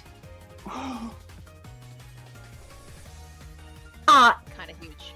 However, Prior, the capo attacks you again, seeing as you're standing in front of your son. And you can make me 3 more. Who the hell is this guy? What? Challenge 8, reflex athletics. Fine, I just gotta survive it. If I survive it, I protect Berg. I believe you and Berg are both down your resolves. Merru up there still has both of them. Yup. Willpower. Yep, that's 6 successes, challenge 8. Yes! 9 successes, Yes! crit, challenge 8. You can add 2 dice to your next dodge for the second coin. This is not about winning. This is not about winning. This is not about somehow overcoming the capo. This is about surviving him. 8 success crit! On challenge 8, you do take a point of aggravated sanity damage. But you manage to dodge that second one, and you get 2 dice to your next one to dodge. I was once the big brother of the web. You might not recognize my authority, but you will not take my history from me. 5 successes. Persist! I persist! And he cannot bring his body to push any further. Yep, as you are able to dodge the first 2, the last one catches you, Prior. And for 5 successes at challenge 8, you take, I believe, 4 unhalved red slashing damage, which because of gaze is reduced. 2. Yep, to 2. And Prior starts taking aggravated damage. He is injured now. And you also take 2 more burn. Guys, I'm up to 9 burn. Prior's skin is charred at this point. Like, flames lick off of him. The crown of thorns is the only thing not burning as his hair seems to crumble and decay. Nothing there's eyes are growing bloodshot from the smoke that is drifting off of his ego. And he's gonna look the capo, blood pouring from his mouth, and say, I can take another. Ooh, you know what? The capo had started to look to Merru, pointing the cane up. You can make me, I'll say, a presence. No, would this be persuasion? Could I call this intimidation? Absolutely. I don't think it's to make him afraid. I think it's to make him doubt that not putting down Prior is not the right call. We need Merru to finish this shot. Absolutely. You can do so. You can make me that presence intimidation challenge free to keep the capo's attention on you. Come on. Come on. Free I'll take successes, it. challenge free. Merru, you see that Kane pointed towards you?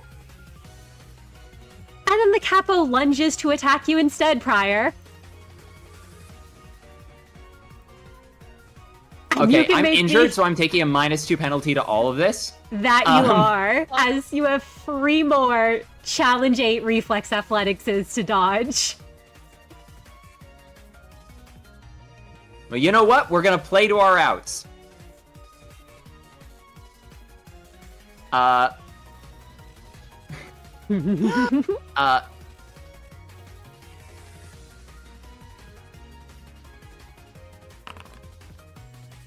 4 successes, Challenge 8. we're playing to our outs. 8 success crit!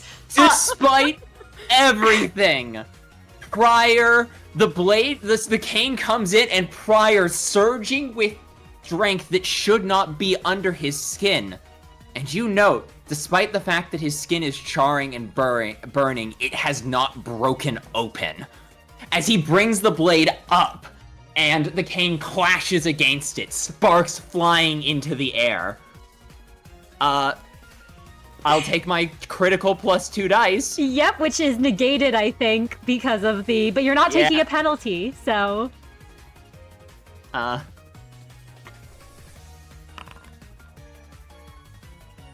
6 successes, He's gonna Challenge try.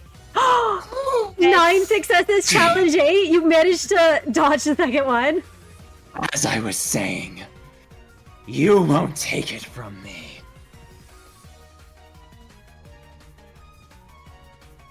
I've fought stronger. But that wasn't a crit, and Prior thinks this might be it. 5 successes. He would need to roll a crit. Even with all the power in his bones, as the crunch hits, the Capo knows it was only by a hair. And Prior, you're gonna be taking that 4 unwrapped red down to 2. down to 2, and another 2 burn. Okay, Prior is at 11 burn. That he is. And that is the Capo's turn. As he has taken his free Prior tanked it. actions. Prior tanked it! He is on fire. He is a burning effigy of a fallen king. As he is engulfed in flames that should send him to ash, and yet his feet stand strong beneath him. And his ego persists, clinging to his skin. And as it does, I believe the Soldatos then act that he called in. And Merru, you're right in between them. Yeah, I knew this was gonna happen. As both of them close in Yeah. on you. And you can make me... Oh, they did not mean to use that one. 2 challenge-free reflex athletics as both weapons try to pierce you. I can do that.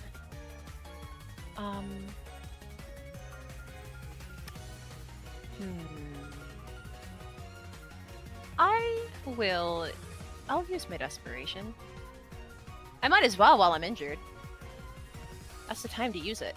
True, actually, because it avoids you having to take the injured penalty on the dodge roll. That it does. Yeah. Exactly. Let's see. Athletics reflex. 1, 2, 3, 4, because I am no longer strained, but I'm still injured. Challenge 3. I'll take it. That's the first one.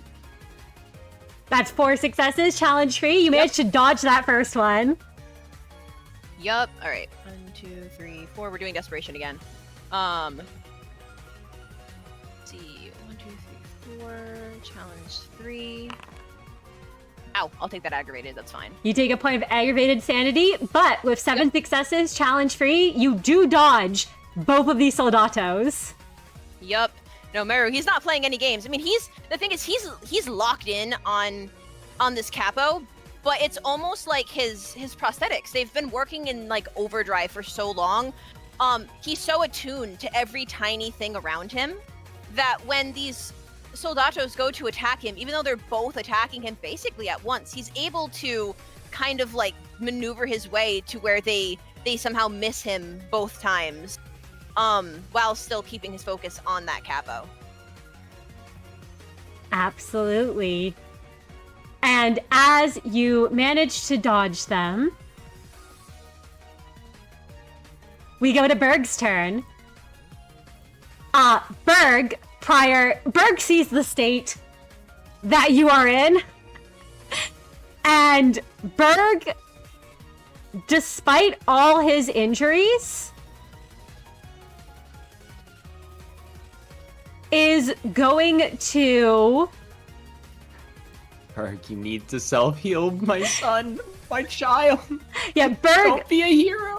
Berg looks like he's about to rush in. Yeah, Pryor is on fire. He is burning, and he holds up a single finger. He goes as if to speak, and when he opens his mouth, his tongue is just like ash that falls from his mouth, and yet his eyes are still sharp, and they say words to Berg without needing to communicate anything. He gave Berg an order. He is the tactician. He is the commander. And he said, take a fucking breath. And Berg does.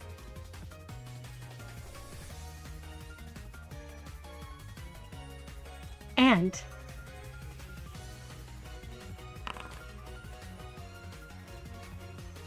Berg, if you're going to spend willpower, now is really the time you should do so. Berg will spend his willpower.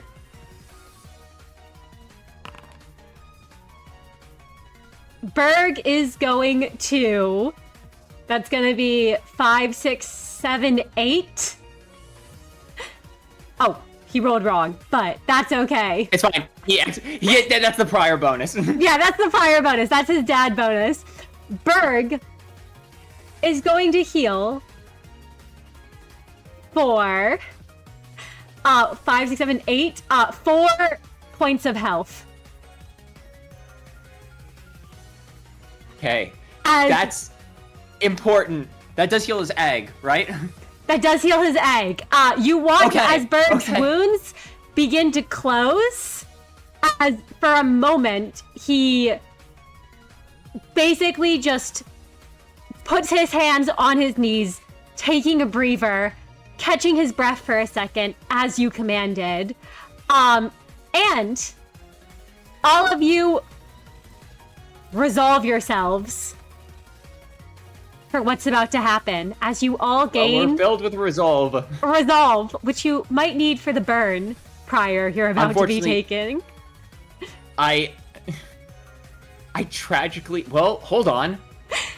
Oh, it's not... It might be enough to keep him alive. We'll see if it is. But as Berg takes a breather, I believe we go to the end of the round. And at the end of the round, Berg currently has no burn on him. Merru currently has... I think I just cleared my burn.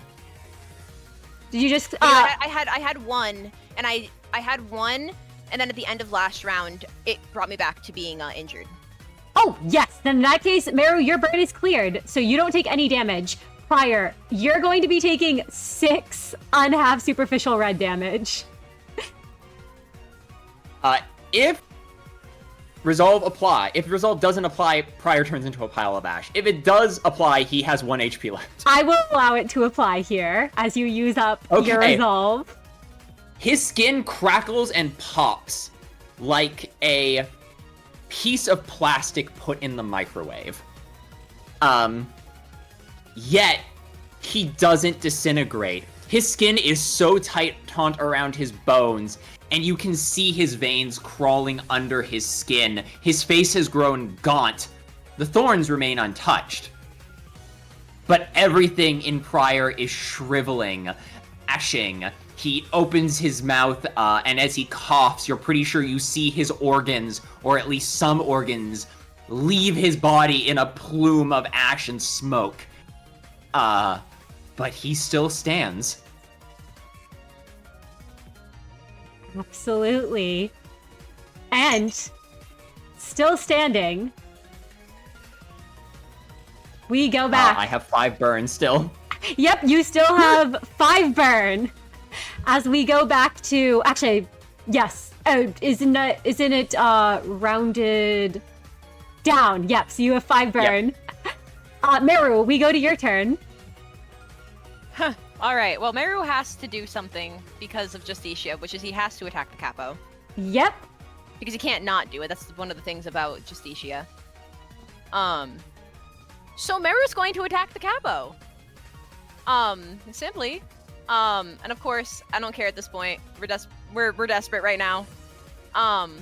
He will, with all of his bonuses, and he gets, he's back to being injured and strained, so he gets that 5 dice. Yep. Oh. Which is awesome. What is the challenge again? Is it 6? Challenge 6 to hit the Capo. 6? Okay, please, just like a couple more times where I can roll well. Please, please, please, please.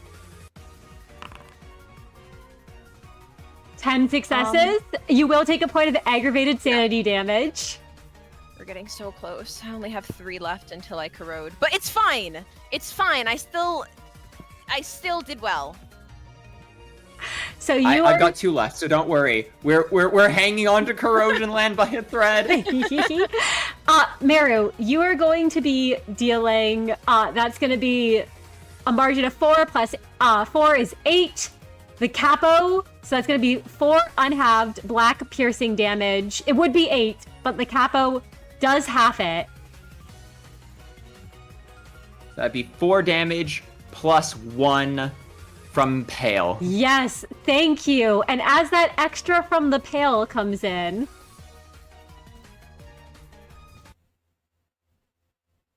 Merru, how would you like to describe what's it's like when you fire a magic bullet? I mean, Merru, he's locked in. I mean, distantly, he is aware that Prior is on fire. Distantly, he is, and that would be very, he would be very anxious about that normally, even though he knows Prior's whole deal, but it's still quite the visual. But because he is so locked on to this Capo, it's almost like he, in the moment, doesn't really see anything else besides this person who is guilty. And Merru, he never dropped magic bullet necessarily. Like, he never lowered it, even as he was dodging. Every moment he had, he went right back to being ready to fire the moment he found an opening. So he sees this opening, and he fires. And just like the last time, it's quite the large portal that forms. And it shoots another hole through this, or at least it attempts to shoot another hole through this Capo. And as you shoot a hole through the Capo, you do all notice that this time there is a bit of... Now, when Magic Bullet is fired, I believe there isn't blood when it fires, but you all can see the Capo's injuries starting to show from beneath his clothes and from where they've been torn.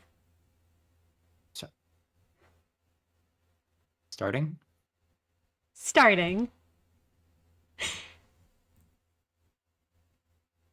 And Berg looks to you, Prior, looks at the shape that you're in as you're still on fire, and says, Dad, I don't think we've actually hurt him. In fact, I think we've pissed him off.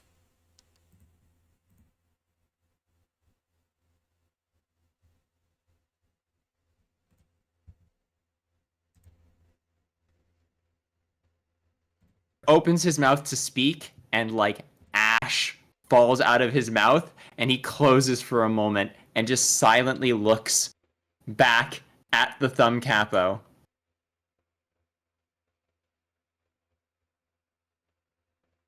The capo looks to you.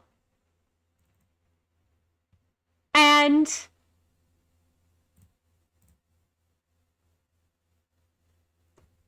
Prior looks at the capo, just like a vaguely humanoid pile of like burning limbs. Like the flames kind of flicker off of Prior. It's like standing close to a really, really pleasant campfire. The capo is no longer amused.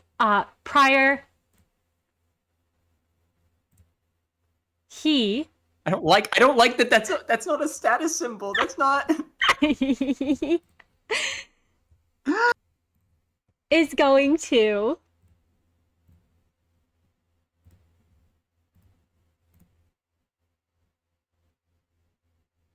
charge forward at you, piercing the cane through your skin. You can make me a challenge 10. Reflex athletics. As he aims to do so.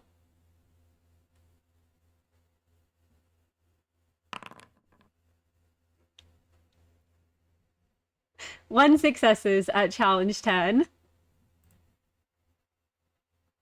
I mean, you know what? I'll roll against all the coins just so we see how overkill this is, because the first one's enough to kill him. I mean, I guess if the first coin's enough to kill him, it just kills him on impact, doesn't it? That it does. Yeah. He just brings the cane back, and as he strikes, I guess the question, does he go for the head or the chest? He goes for your chest. He's aiming right where the eye is. There's a long slash, and as the flames finally pierce Prior's skin, he seems to invert inside out. And for a minute, hundreds of limbs seem to like tear out of the cut, fold his entire body inside out as Prior is killed. And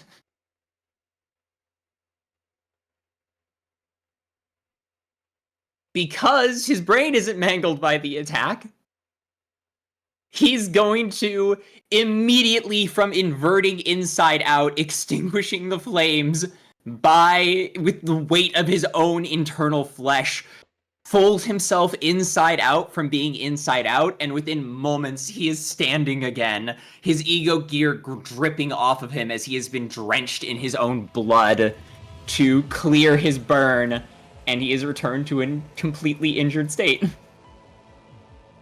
Absolutely.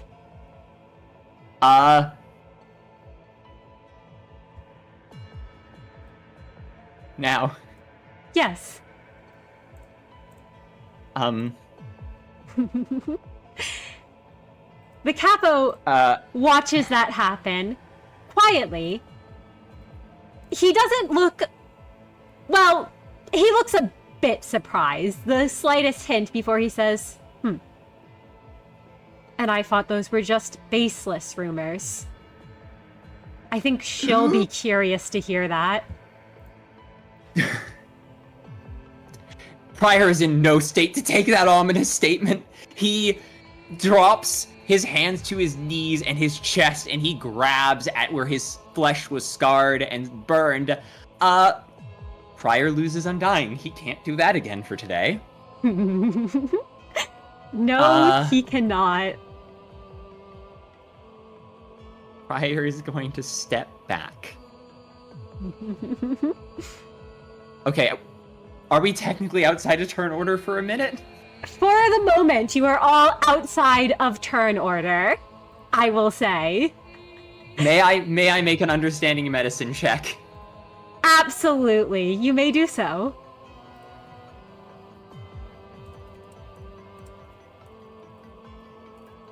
Because I passed the last one, could the difficulty be lower?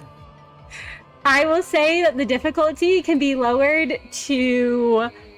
2 from 3? Yep. Challenge 2. That is a failure with 1 success. I can't afford to spend any more willpower. I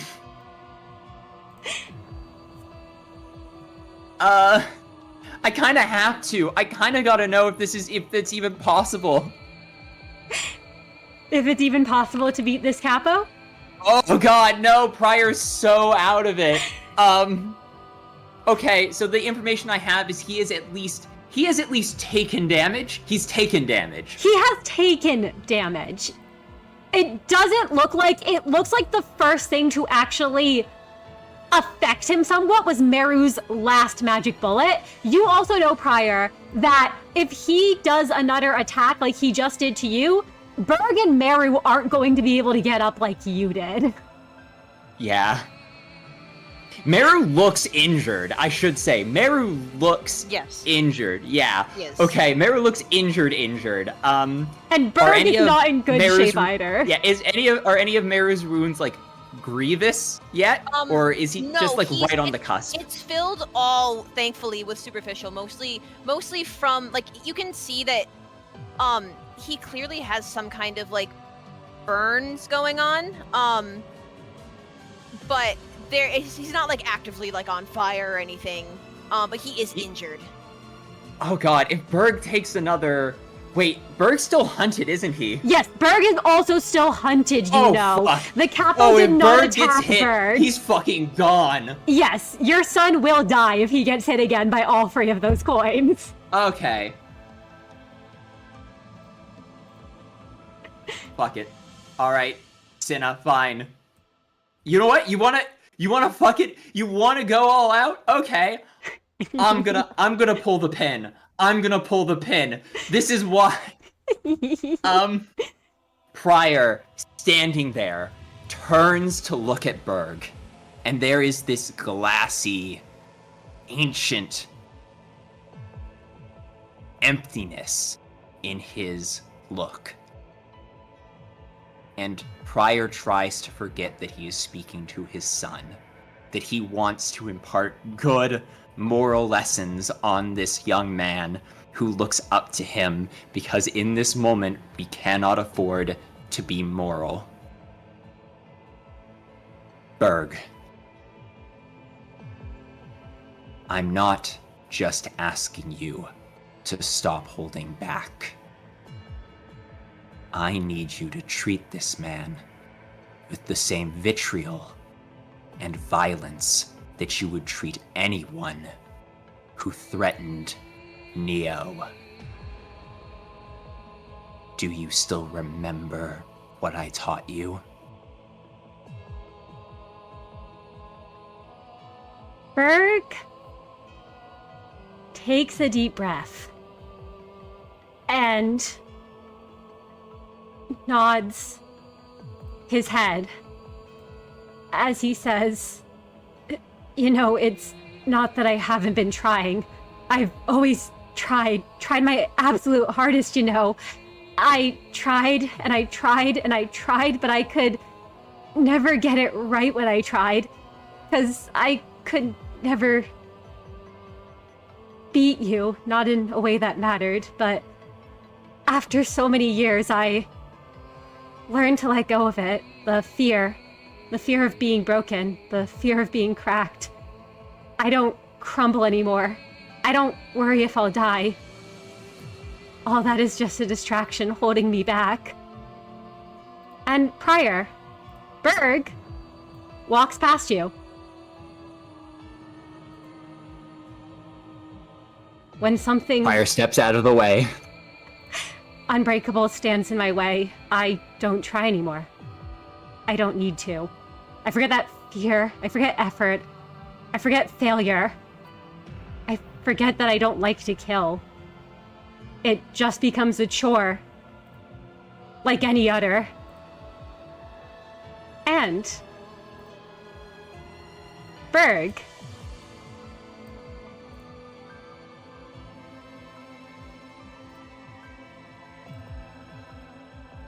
is going to stop holding back.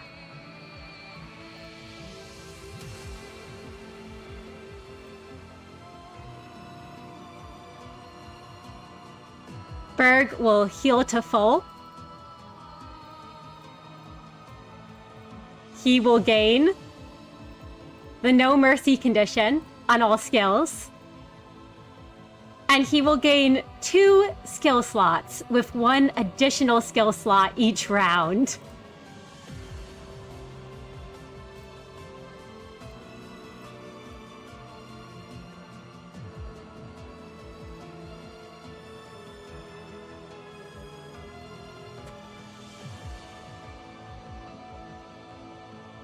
Berg's augments look like they are burning him up from the inside as the tattoos flare purple. Something's clearly been done to them to push them way past their limits. Now that I'm fired up, I'm not gonna let you walk all over us. I'm not just a big brother. My job was to kill anyone who got too close to apotheosis. I am the trapdoor of the web, pulling you down to hell before you even see my hands reach for your throat. And Prior, Merru, you both remember the attack that killed Prior. Merru, you witnessed it. Prior, you were on the receiving end of it. And as you watch, this isn't what Berg unleashes.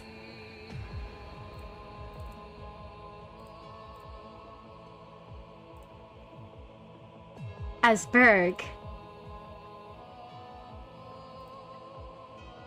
is going to use something he hasn't before.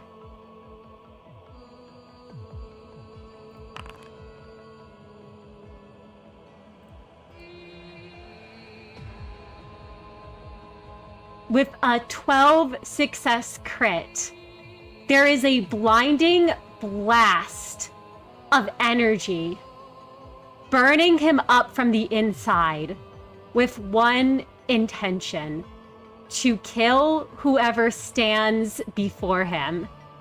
An intention he did not have before when he used this against you, Prior.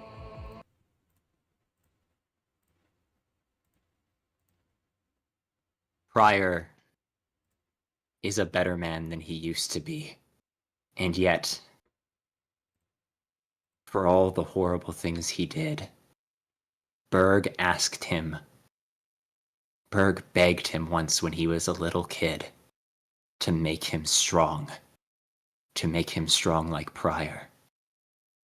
And Prior gave Berg exactly what he asked for. And is it really so much of a sin to give someone exactly what they want?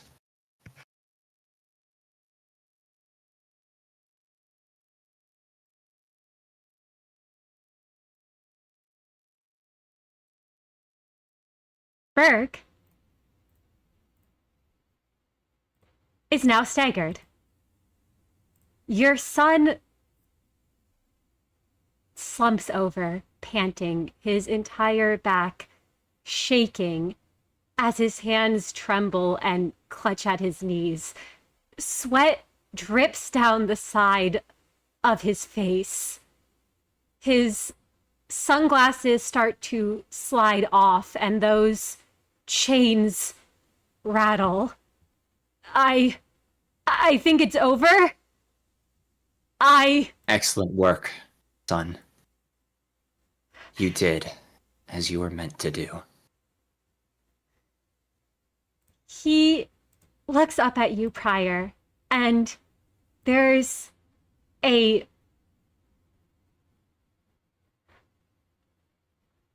strained smile on his face, but there is trust in his eyes.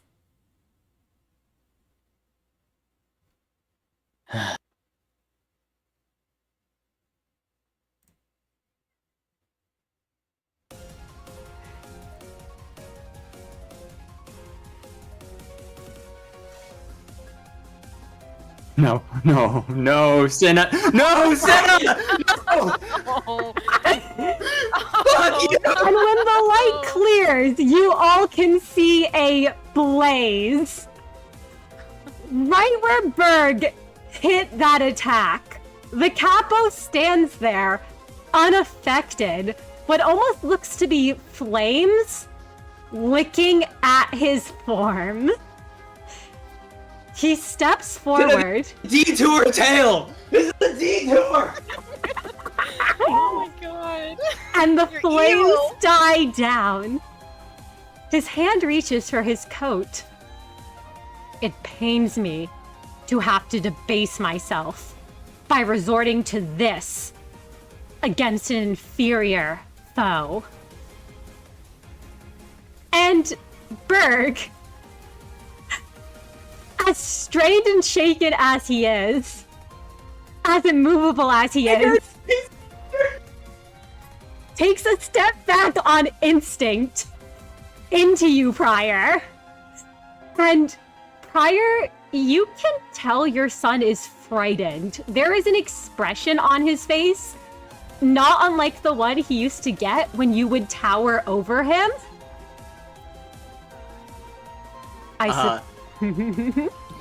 Prior sees that fear, and I can't do anything. Prior looks at his son and says, "It'll be all right, Berg. We've got this." The Capo reaches for the coat worn over his back, and as he does, the light washes over all of you, healing you all for a point of health. As the Capo says, "I suppose a big brother, even a whelp, is no pushover. A single one should do."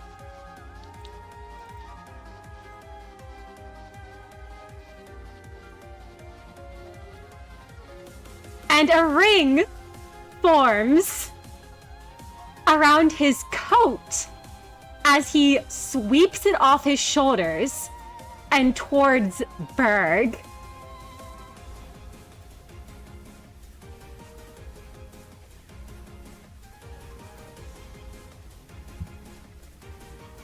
There is no dodging.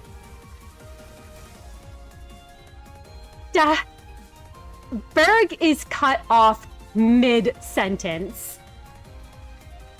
And Merru, Prior, you can hear Yeah. every bone in his body creak and the sound of ribs crushed. A single sweep of this coat encircled in that glowing ring is enough to knock Berg off his feet and up into the air. A man of his size launched, and the last thing you see, Prior, before he is prone, blood dripping from his mouth, is a terrified look in your son's eyes.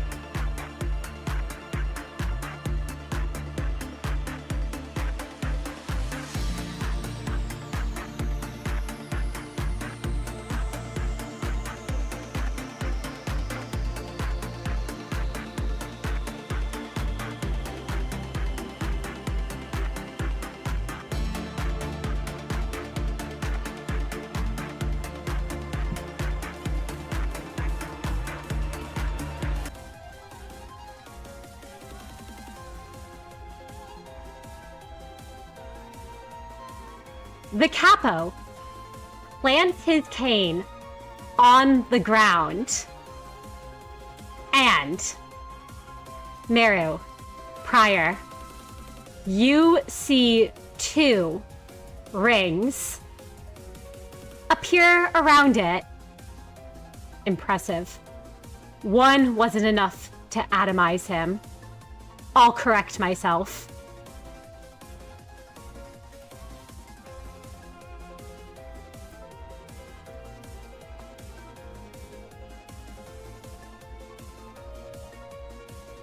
And do you two have anything to say? Anything to react as you hear that and see those rings form? Prior has no fucking clue what these things are. He does not know what the fuck this is. But it's stronger than all of the augments of his many years of research in the web. So, he's gonna... Prior's feet are frozen to the ground in fear. I don't think running in this moment is going to help. He can't fight. He just stands there. And as you stand there, frozen,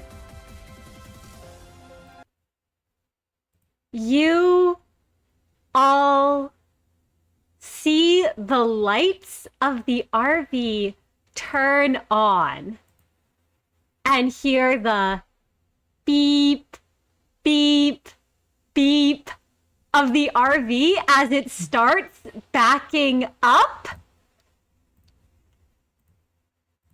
Prior looks at the RV. The Capo also looks for a moment at the RV, and you all watch as it backs up and spins around, driving off, and you two would know Pascal is behind the wheel.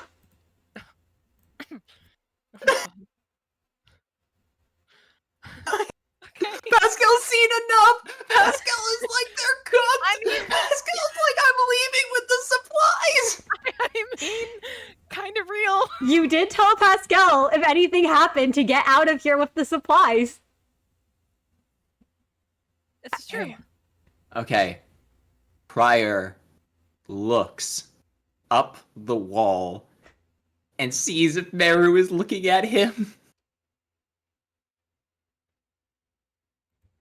And as he looks to try and catch Merru's eye, he's going to say, Merru, we get one shot. The Capo isn't looking at us right now, is he? The Capo did take his eyes off of you to look at the RV as it was making those sounds and backing up.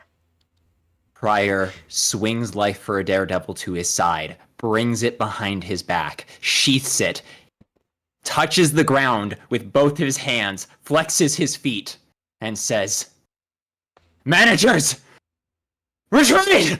And Prior is gonna turn and book it as fast as he can!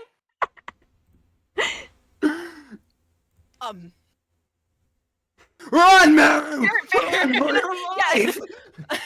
Merru will also run. For a moment, he was still stuck. Like, Justicia was still active, but his desperation overtakes his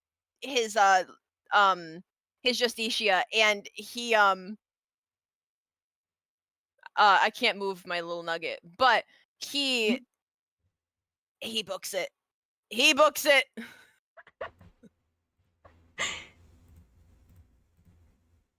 As you both flee, you hear the Capo say, there Thank is you for that, no honor in this. You will be known as a coward, exposed for the sham you are. You forfeit your honor here and turning tail and running from a fight. I don't care! I ran from the red mist, and I'll run from you, and I will outlive you! I will outlive you, and I will live! And he just keeps running. And as you both flee. Pride has never been my sin! And Fire just fucking keeps going. As you're both fleeing, the Capo letting out a sigh, about to give pursuit, you all see a familiar face waving to you all as Bartholomew met that alleged grade 9 fixer you had met back in District 12 when you first started your journey appears, and there is a familiar face with him of that civilian prior you had saved from the index, and Bartholomew says, "This way," and gestures for you to follow. Oh my god. Fire's not questioning it. He's running. He turns the corner and he books. And do you both follow? Yeah. You all are able to safely escape from the Capo.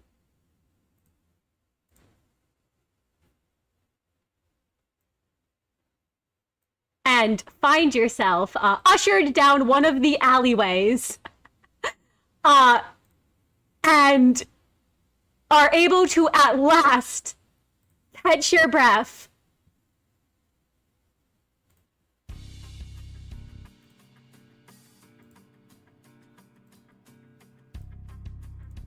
Having fled the Capo, although you know prior, he is aware now of what you can do.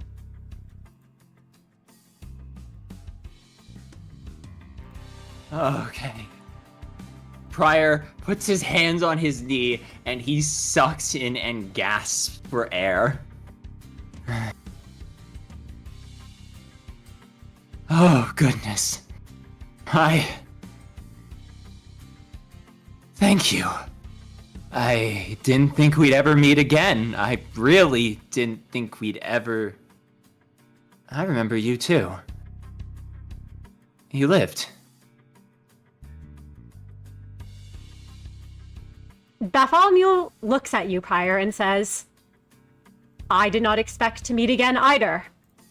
I've been active in...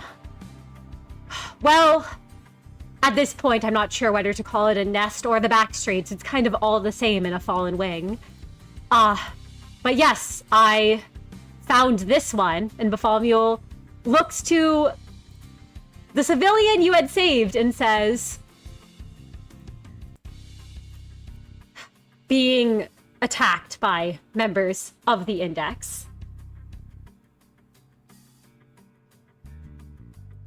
Carrying a sword that belonged to them. They work with me now."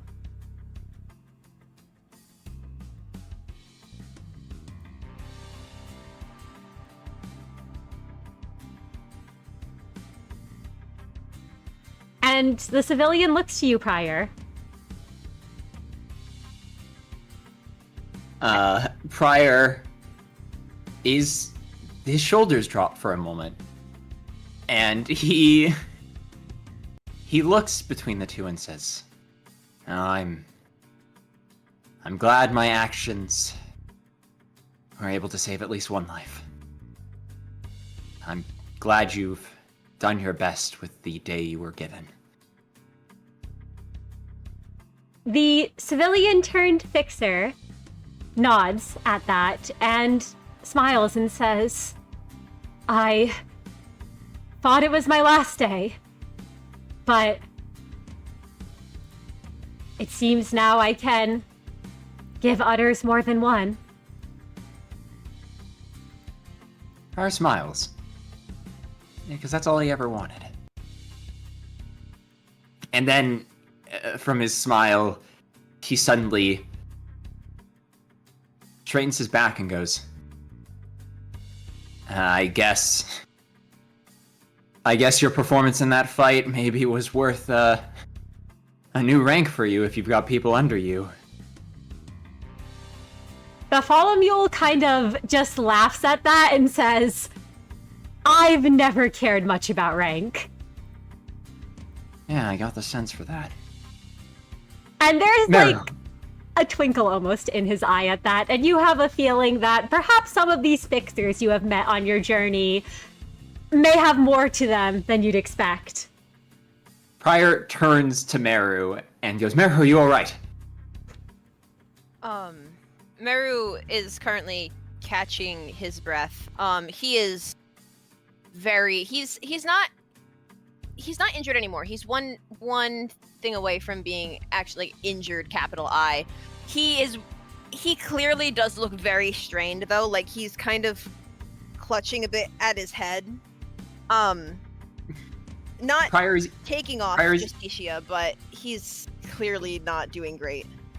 Yeah, Prior does not look any further away from corrosion, I think, than Merru does. Actually, he probably looks closer. Prior is a single willpower point away from corroding. Yeah.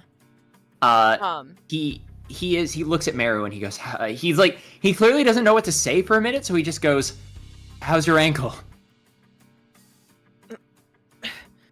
I'm fine. And Merru, he stands up straight now. Almost as if to prove that he is fine. His ankle does hurt, but he is trying to not let that show. And he takes a glance around, and he's like, "Where's Berg?"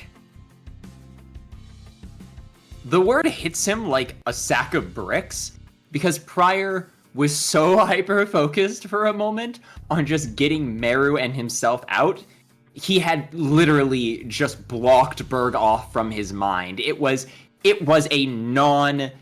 something he could not allow himself to be worried about for a moment. And the second Merru says that his pupils just shrink to pinpricks and he goes, Berg. He closes his eyes and tries to go back through his memory, analyzing the trajectory and the direction that Berg flew in, and said, it was this way, from where I am now and the turn I took.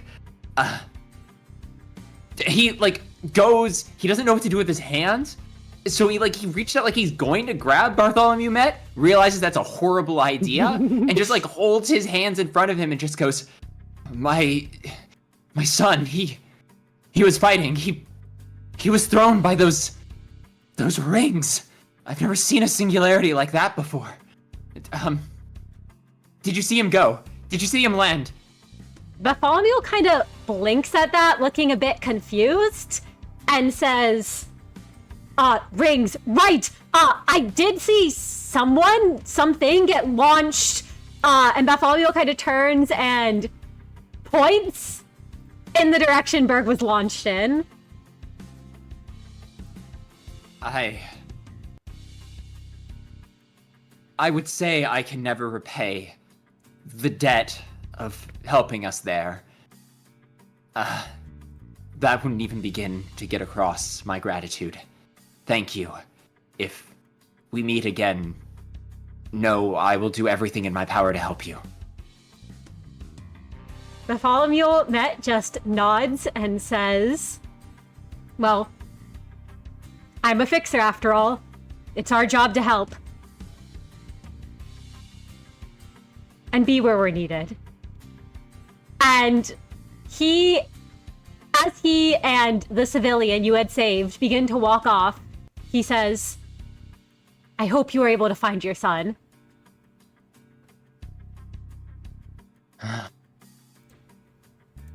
Thank you. Prior turns to Merru and says, I know you've already gone so far, Merru. Can you push a little further? I think he wasn't in very good. We have to find him quickly. Right. And Let's get a move on. Prior, you would know. Out in the back streets, or what has been turned into the back streets, even if Berg had survived that initial blow, well, it's as you and Merru had talked about all that long ago, is someone injured and alone, especially grievously injured, probably won't survive long.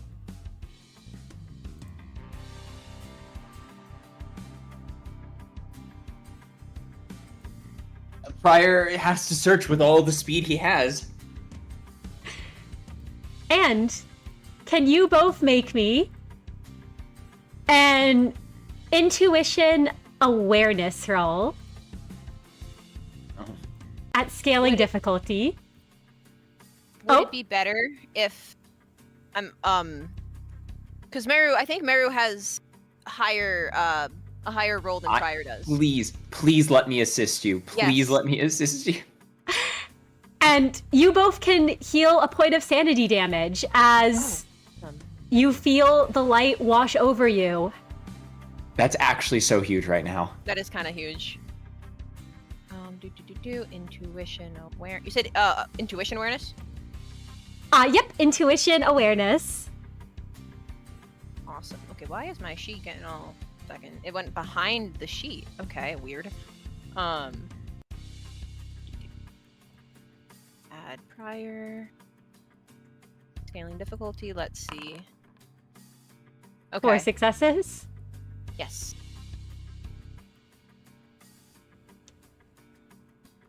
And Prior, you were assisting Merru.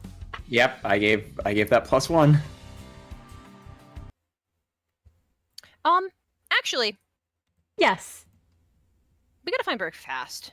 You do need to find Berg fast. Maybe Hey, 5 5 helps. successes. Five's pretty good.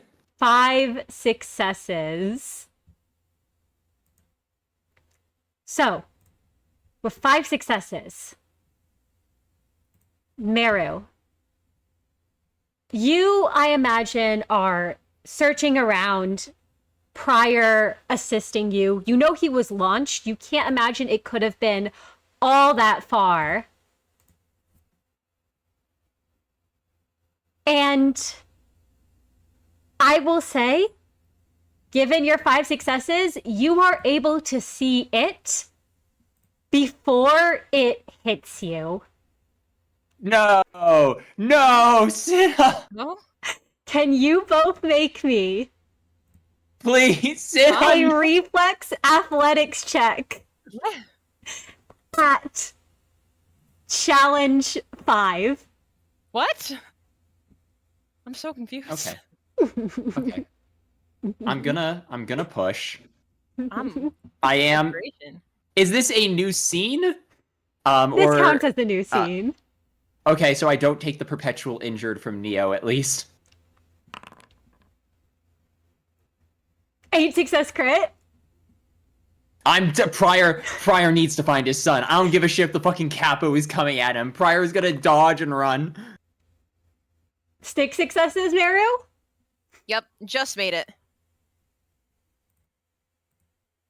Merru, you will not take that point of aggravated sanity damage because you did pass Oh. your wits awareness check.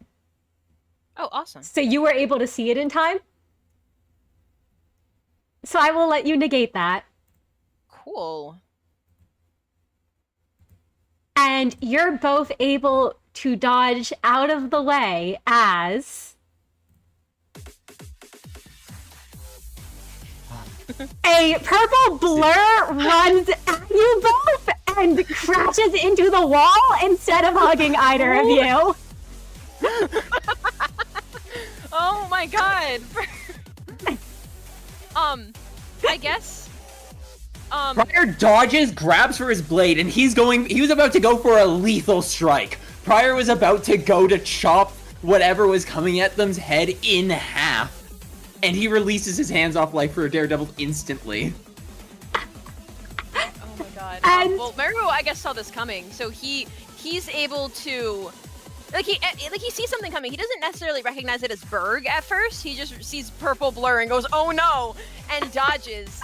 And then when he sees that purple blur crash into the wall, he sees it's Berg and he gets relieved. Son, you're all right. And now Prior rushes and grabs Berg in a massive hug. And you are able to grab him, and he says, "Dead! Merru!" And Oh my god, you're alive.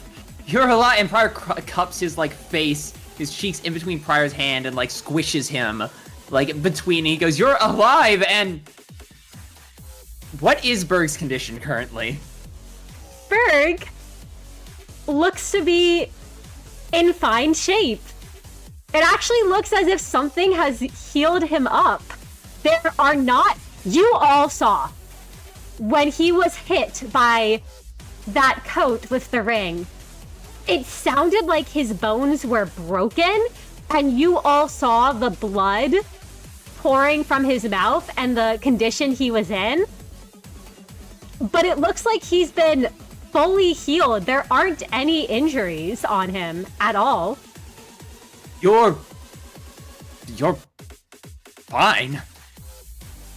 What? Oh, yeah, right. After I, after what happened back on the boat, during my birthday, I saw you all had those ampules, that L Corp shit, and, it cost a shit ton to get one of those, but I got one of them for myself. I, didn't expect to have to use it already.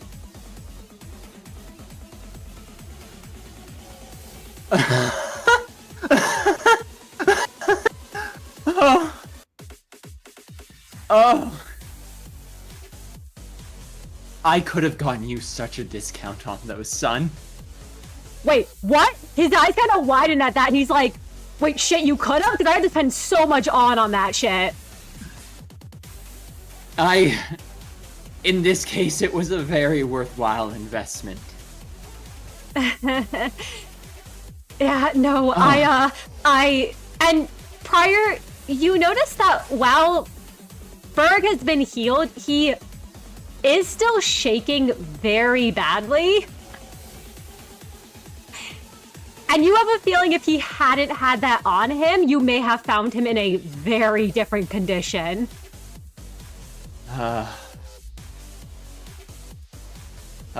goodness.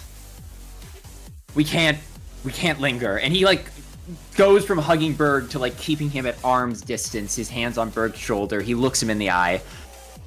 Berg. Yeah? What he hit you with wasn't even all his power. What? He did that to you with one ring, and the second you were gone, he had another.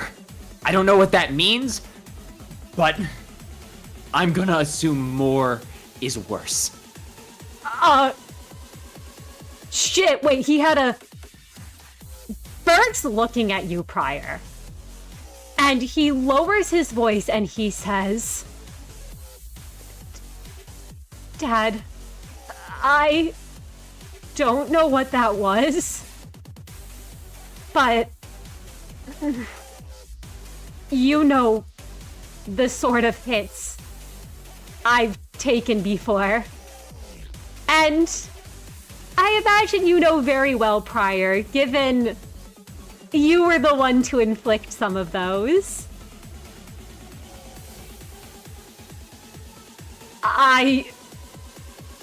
If that was just one of them, that wasn't even his weapon. That was a coat that hit me.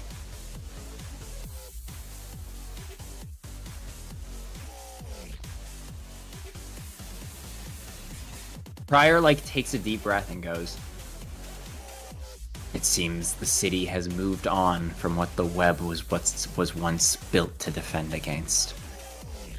I don't blame you, Berg. The city gets more dangerous with every passing day. Even our greatest strengths fade with time.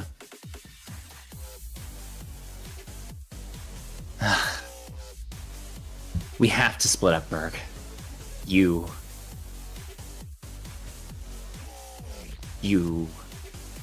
shouldn't go any further with us." Yeah.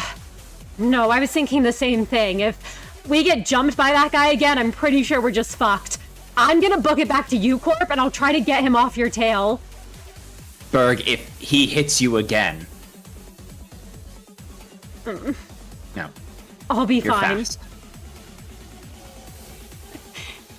I'm fast. Use your augments if you have to. Don't hold back for anyone or anything. Live. Do you understand me, son? He looks at you, Prior. And he nods. I'll live, Good. Dad. I won't hold back. Good. Not for anything or anyone. Our family must survive. You must live. And if I can't protect you now, rely on the protection I gave you then. I will. You are my son. You are my legacy. You are what I built to be unbroken. I'll remember what you told me, Berg. And I won't let him break me either. Good. You better not die either, Dad. Or you, Merru. We won't. I'll keep my deaths to one a day. Good. And I think at this, Merru's been, he wanted to also rush forward when Prior did, but he kept his distance. But I think now he steps forward and he's like, we don't really have a lot of time to waste right now. We have to keep going, but for the road. And Merru, he will he'll go into his pocket and he'll take out one of the candies. Because he remembered that Berg always liked them when he gave it to him when Berg was little. And so he's like, you were a smart kid getting that ampule. Take it. Berg's eyes light up as... What color candy do you give him? Green. He takes the green candy and he pops it in his mouth and he goes, thanks, Merru. Thanks, Dad. All right. Thank you for everything. Anything for family. And Berg, Yeah. no more supply runs until we can figure out what's going on with this Capo hunting us down. We'll make do with the supplies you sent. They should last us a while. Got it. Make sure.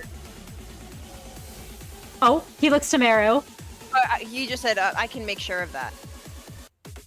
All right. Well, in that case, and Prior, Merru, unless either of you have anything else you'd like to say to Berg, he's going to... Prior. Oh, yes. Yeah, Prior just raises his hand and gives him a small wave. He waves back. You both watch him take a deep breath, and he says, I'll see you around. And those augments flare to life as he leaps and takes off into District 12, headed back toward U Corp.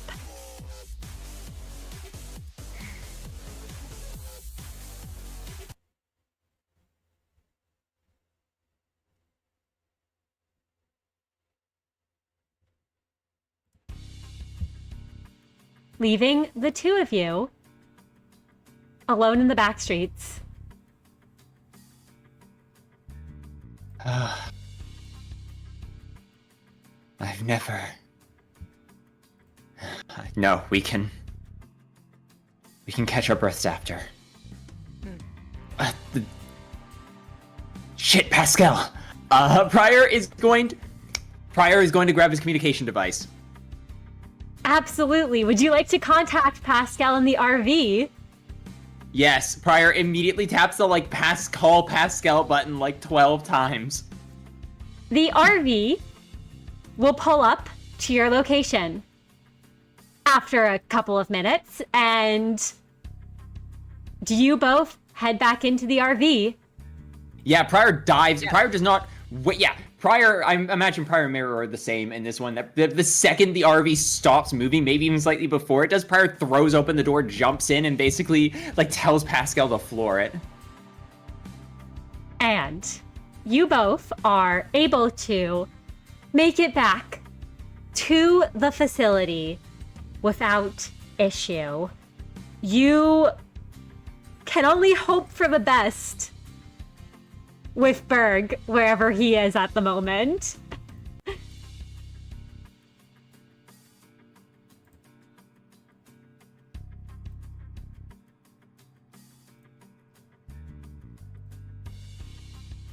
And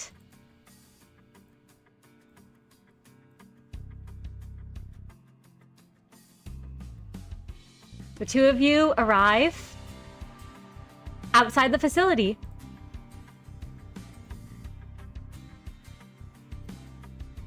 Did you contact Yuna to let them know when you arrive? Yeah, the supplies are. I will keep it brief. That Prior just sends. I'm feeling it. Prior calls Yuna and basically says, Yuna, we have the supplies inbound. I don't know how to describe it. I don't think we're being followed. Bring out everyone who is capable of holding their own. Like, Prior's like, send out all the level 4 and 5 agents. Like, he's like, there is something dangerous out here in the district right now. Absolutely. You are able to inform Yuna of that fact.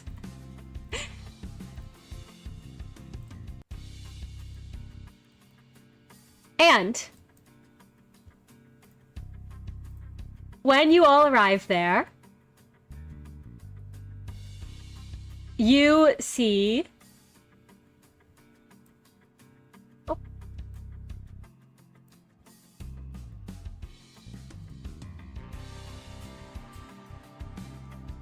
Kit. Oh my god.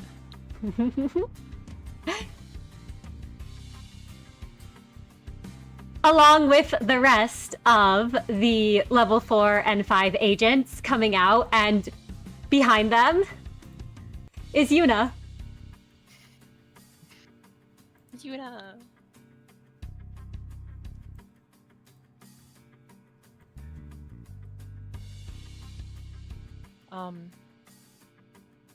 Well, I guess when Merru sees his team captain and Yuna among the people who have come out, Merru he'll straighten up, because the last thing he wants is he's clearly like injured a bit, but like he doesn't want to seem like he's as stressed as he let Prior see earlier.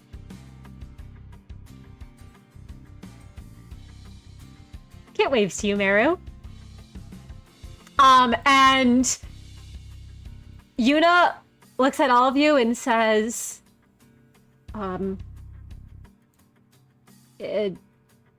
is there something we should be aware of?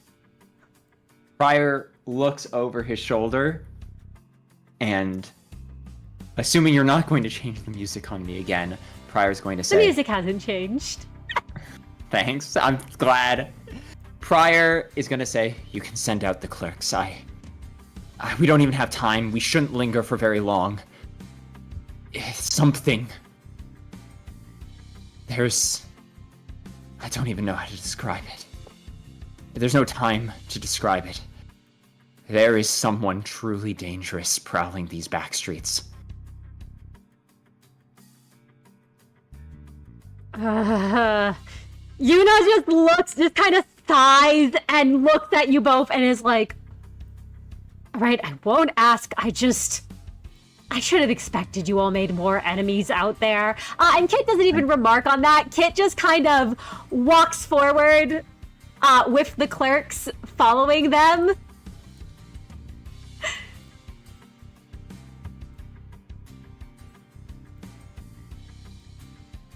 Who go to start helping with the supplies.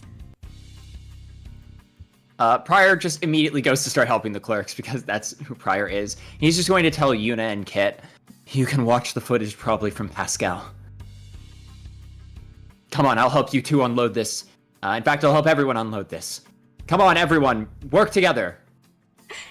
Don't hesitate. Come on, do it. Pryor is exhausted, fucking tired. As you say that, you can tell Kit is only really listening to you because Merru's there, and because you mentioned there was danger. You know what? No, 5 successes.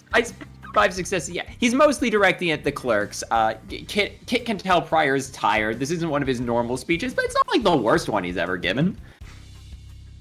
Kit will nod, and the clerks are very eager. With 5 successes, challenge 1, the clerks are already on board. They, at once, the moment you opened your mouth, they started hurrying to listen to what you were saying. And Kit is more keeping guard than actually helping with the supplies. Yeah, I mean, Pryor just kind of goes and, yeah, you know what, Pryor's kind of, like, surveilling the area. Like, he's not gonna, like, walk off with the clerks, because he wants to stay close if anything happens for the update. So he has his back to Merru and Yuna, but if either of them want to speak to him, like he occasionally the two of them see the eyes of nothing there dart over towards them, and he's like, as Pryor's managing kind of the whole affair. Absolutely. And Merru, how are you feeling as Yuna walks up and hands you 3 more ampules and says, "Here."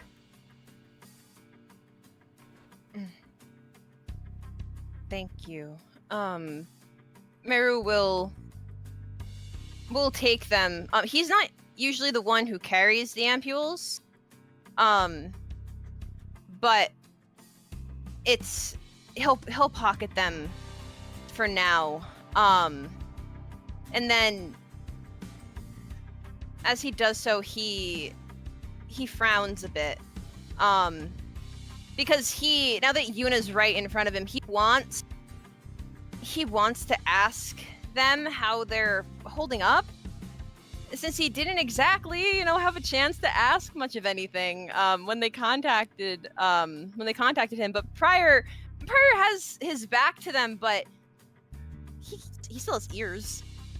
And Yuna made it clear that they didn't want anyone else to know about what they told Merru.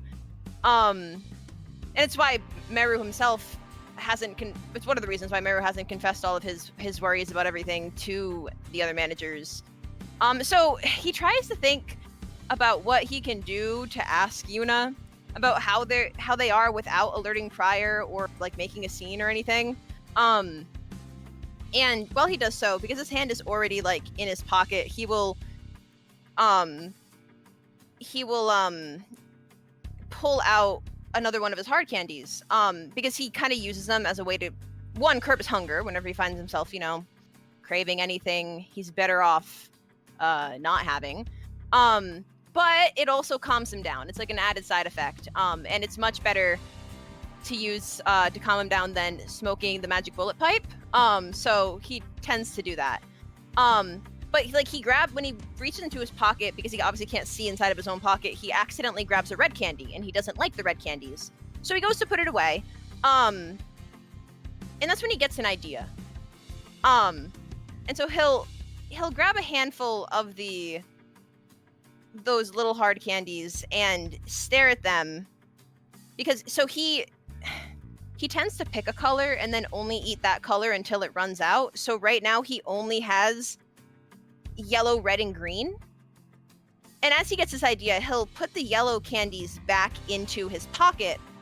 And then he'll briefly think of Pascal, think of what Yuna told him in the call, and then he'll step forward with his hand kind of out and go, "Yuna,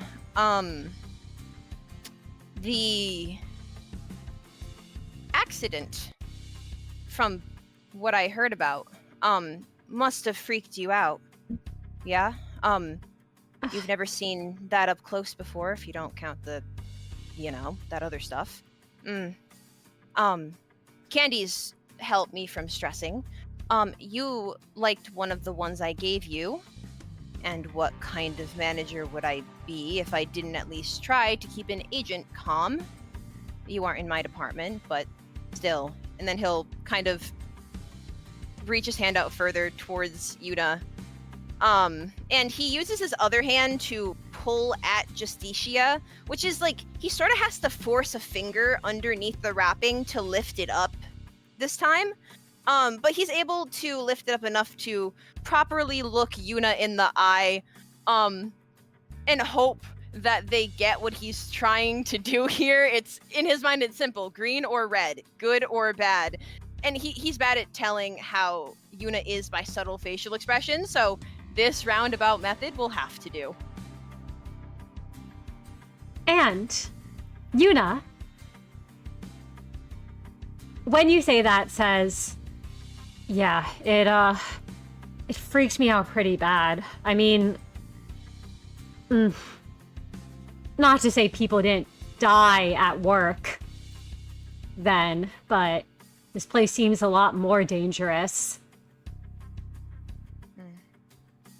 And they realize what you're doing as you hold out the candies, and Yuna picks a red one, lifting it up so that you can see. And they look like they want to ask you a question.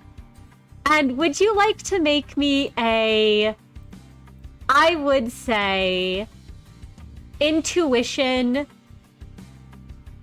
insight? Yup, I have no insight, so it will be 3. But that's fine. It's, like I said, Merru's not very good at this, but he can try. It's a scaling difficulty challenge, so. You got 1. With 1 success, you can't really tell what the expression on Yuna's face is.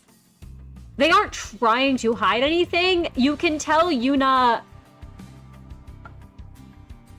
You can tell that Yuna looks bothered. You're not quite sure, but you hear them saying...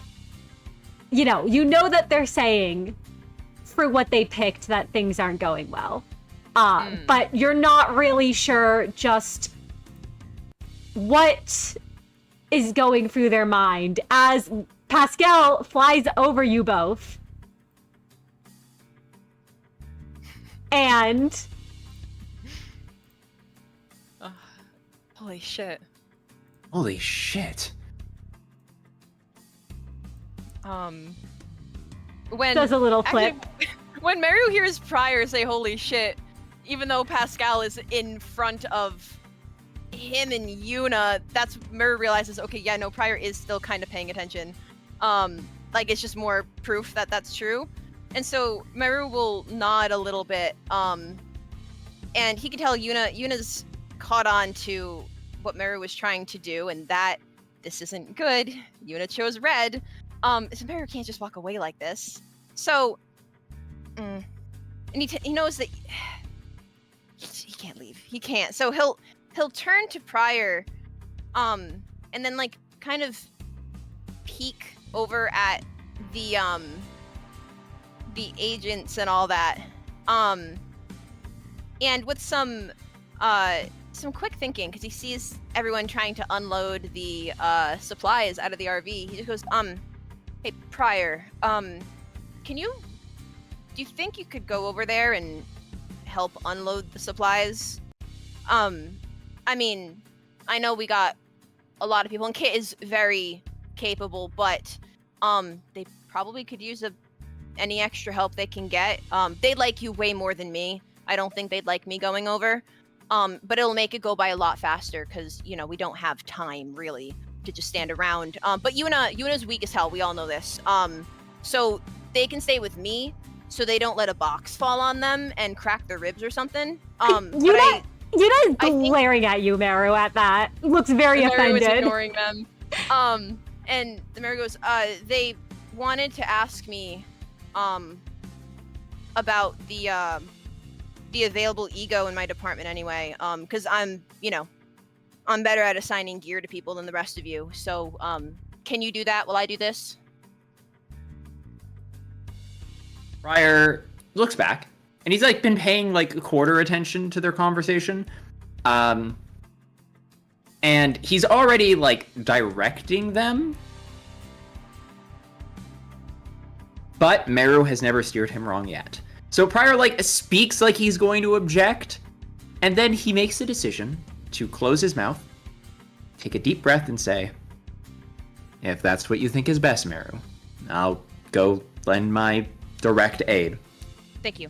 And he'll nod his head at Merru and say, "Yuna, glad to see you still in one piece and in good health." And Prior will say, "All right, clerks, your manager's coming hands-on for this one." And he'll walk over and start picking up boxes. They all jump to attention when you hear that. You see at the sight of you, Alice's face lights up and she kind of gives you a wave. The two you had saved from the Kurokuma clan also look very excited. You notice that one of them was really, really struggling with their box, like almost the boy almost like fell over, C's. Prior just like slaps him once on the back in like a good spirit, like, friendly like gesture, and goes, "Come on, let's form a line. We can work together. Boxes are easier when they're passed." They all nod as they go, "Yes, sir," and they fall into formation.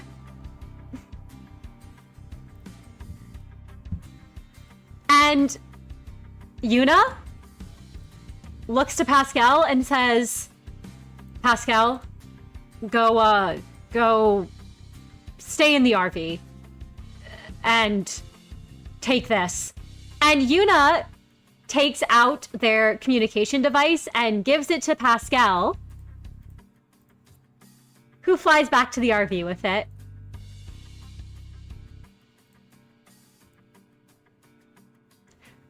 And Merru.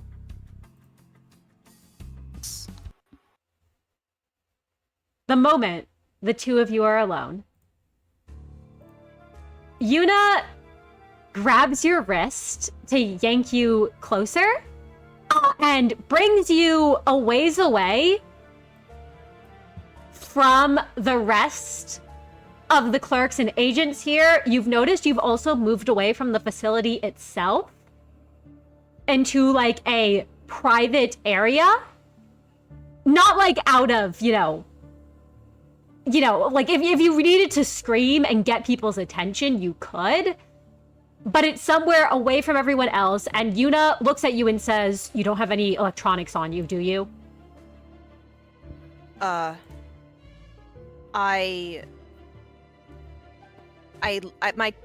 device is in the RV. Good. Just needed to make sure. I don't know how much it can listen through things, and I don't want to risk it. I took it. I left it in there when I knew we were coming out, so. Listen, I didn't really get to fully explain things before. I don't know how much time we have right now on our own, so I'm just going to let you know this. The modifications I made to Pascal, detecting lies is really hard. There are a lot of variables, especially when you have someone who isn't quite human or human at all. So I went for secondary vitals and code to indicate a desire to kill. If it is communicating through Pascal, then this should register any time that intent surfaces. It isn't advanced enough to read minds, the program I put in, even artificial ones, so it can't decipher the target of the desire or logic behind what has caused such a desire to surface, but it can at least give a warning that something has set off that instinct in the machine. And Yuna pauses at that and kind of frowns and says, no, instinct isn't the right word. It's not human. Response? I think that'd be more fitting to call it that.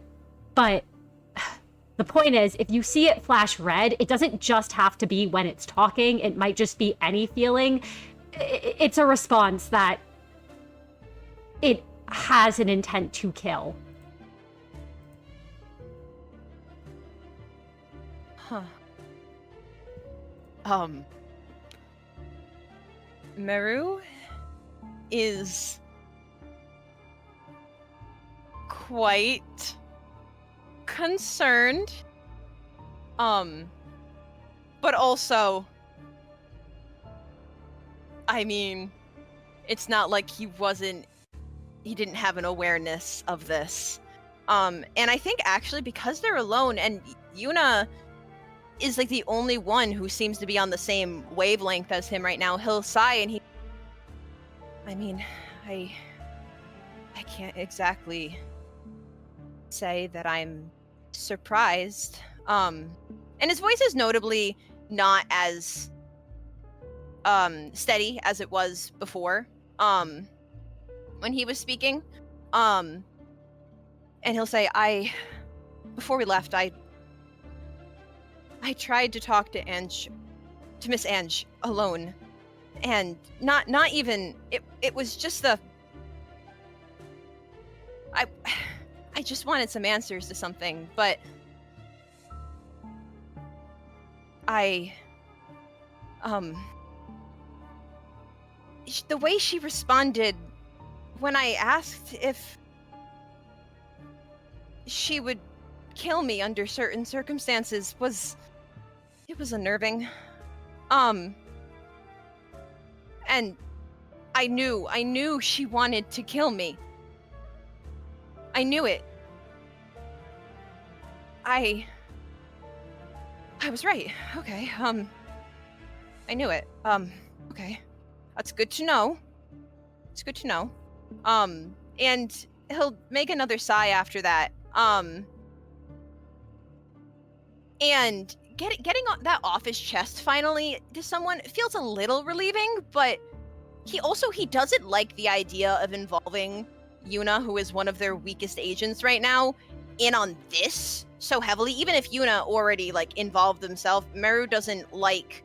It's the same reason why initially he didn't tell anyone in the facility. It was because he didn't want to. He also didn't want to involve people who didn't need to be involved. But he knows Yuna is pretty defenseless right now, and he'll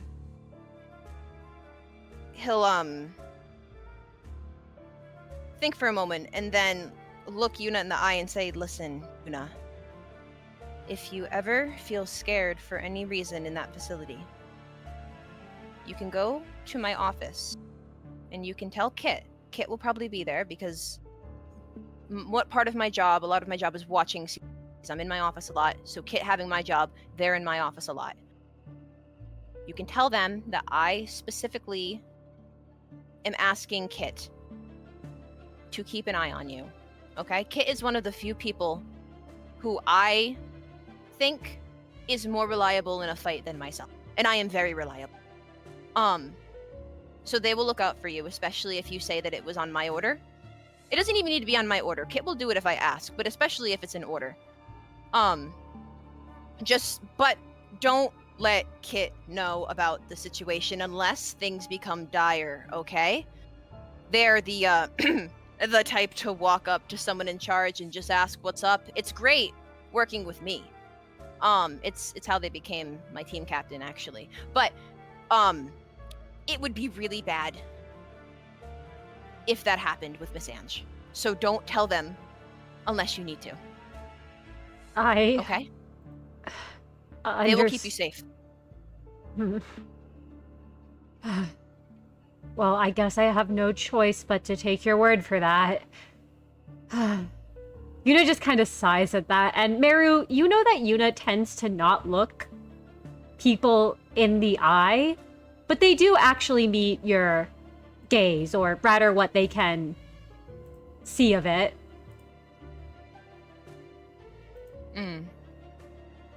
Given you have Justicia on. Yeah.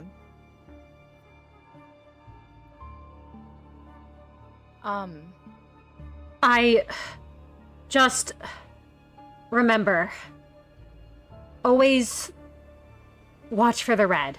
Even if she's not speaking. I said when she speaks, that's because I see it more likely to flash red then, but just watch for the red. If Pascal looks at you and it turns red, you'll know what she's thinking. Okay, I can... Well, part of my job is keeping watch over things, so I certainly can keep watch over one more thing. That's fine. I'm just glad that I understand what to look for and specifically why. That's good. Thank you for having the... what's the word? I don't remember. The idea to do this on your own. I just thought it would be important to put a...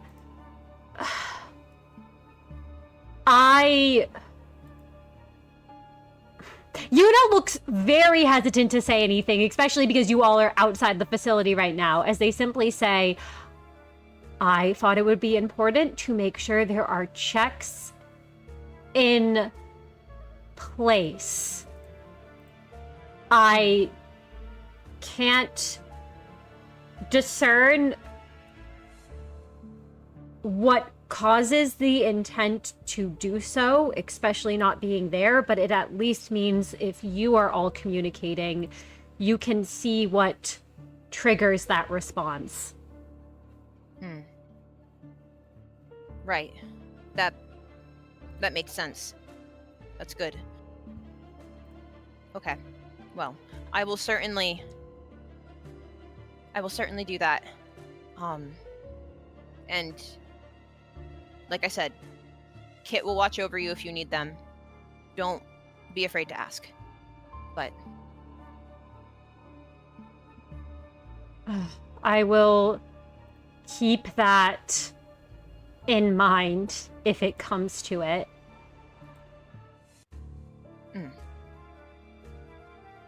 Let's hope it doesn't. Yeah.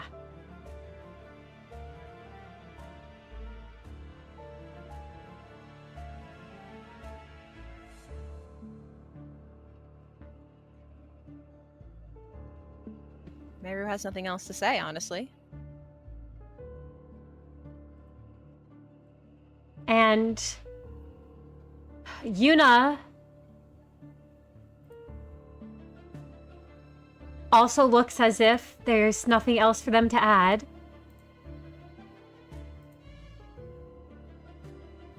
Well, if the two of them are done chatting, is Prior able to finish up his task? That he is. Prior, you're able to finish up your task. And you see that Merru and Yuna are chatting with one another.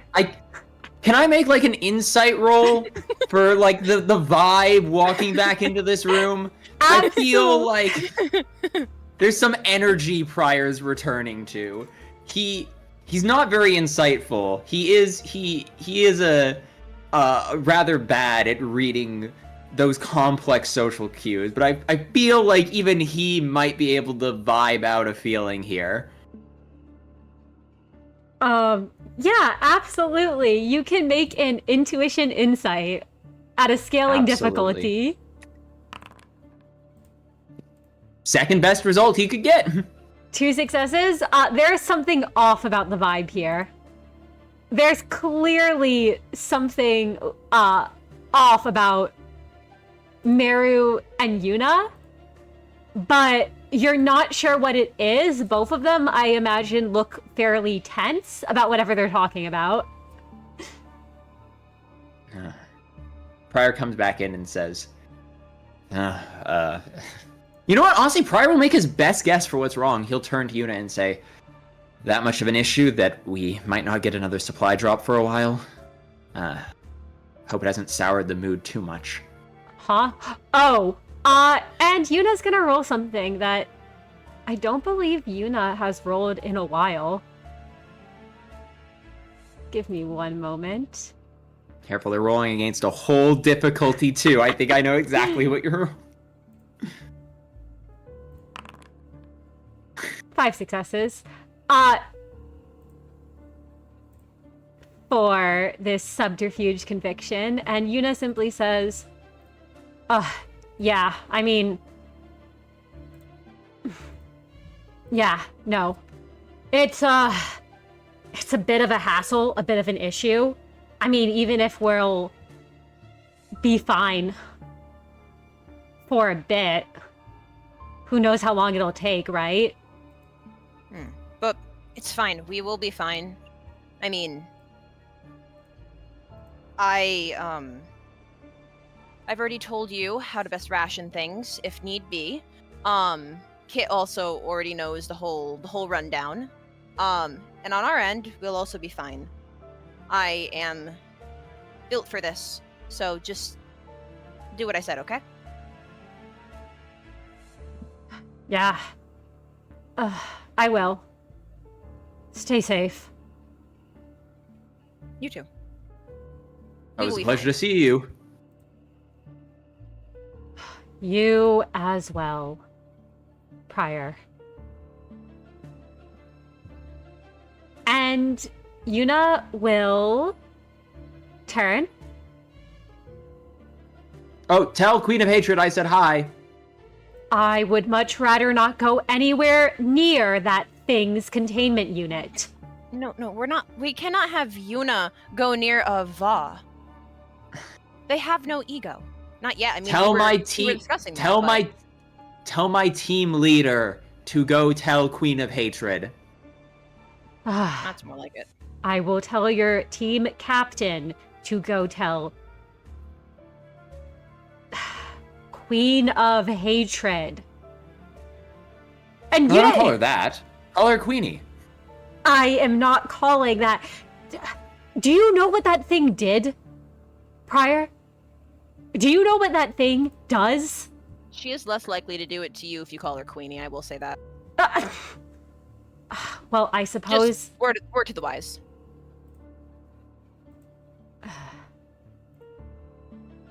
I am well aware that Queen of Hatred is an abnormality.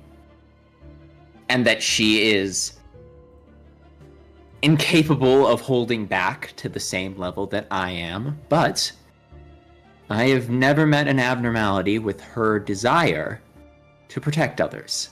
And I feel that if nothing else, I should respect that. Really? You haven't met any other abnormality with more of a desire to protect others? Yuna's looking at you, Pryor, but then just kind of shakes their head, sighs, and says, I just remember back when Kai distorted what she did in that place. Well, you said they were going to attack you. I suppose they were a syndicate. The villains were defeated, even if not in a method I would have preferred.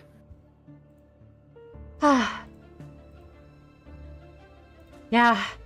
And Yuna looks as if they don't want to argue on that, as they turn and start to head back into the facility.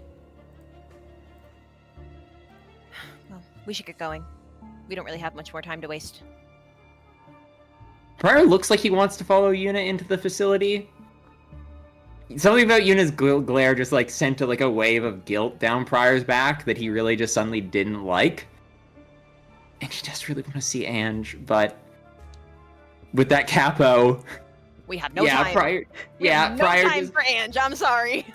Yeah, Merru. He sees Merru glaring at him, and he just nods and he goes, "Right, right. They're still refueling the RV, but we should be ready to depart soon." Yes. And would you all like to head back into the RV as they're refueling? You can also see that it looks like the file of clerks and agents are going back in. You can see them waving to you, like they seem like they want to talk to you more, Prior.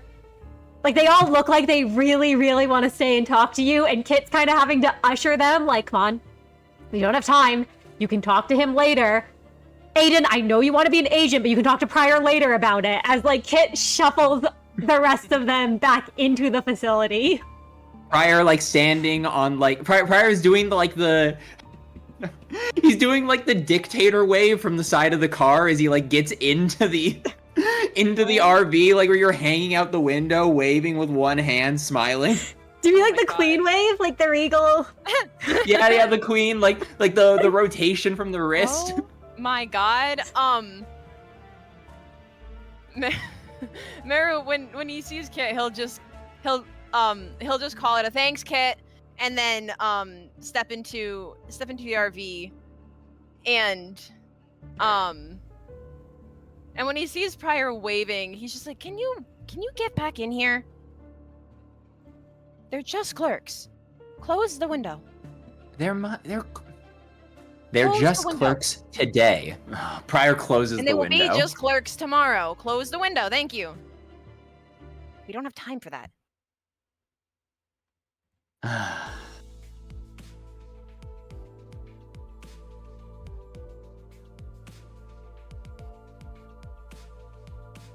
Oh, goodness.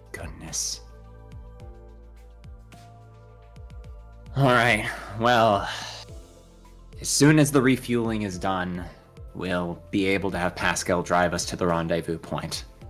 Yes, and we can finally finish this stupid mission. I'm excited to be done with it so we can get back to the facility proper. Oh, God. What a Merru goes fight. to say something and then stops himself. Prior does not pick up on it. He just goes, I've never fought against someone like that before. Same. Prior looks like he wants to say more, but he looks up at Pascal and he just goes, thanks for getting the supplies out of there, by the way, little buddy. Pascal beeps and then flies over to you, Prior. And you watch as the light, the green light flickers. And you hear a voice. Hey! Prior's side of his mouth immediately twitches upward. Merru's twitch downward.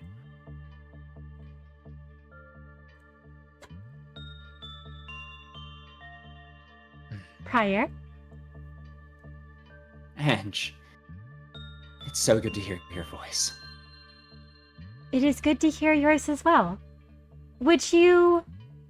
She hesitates for a moment.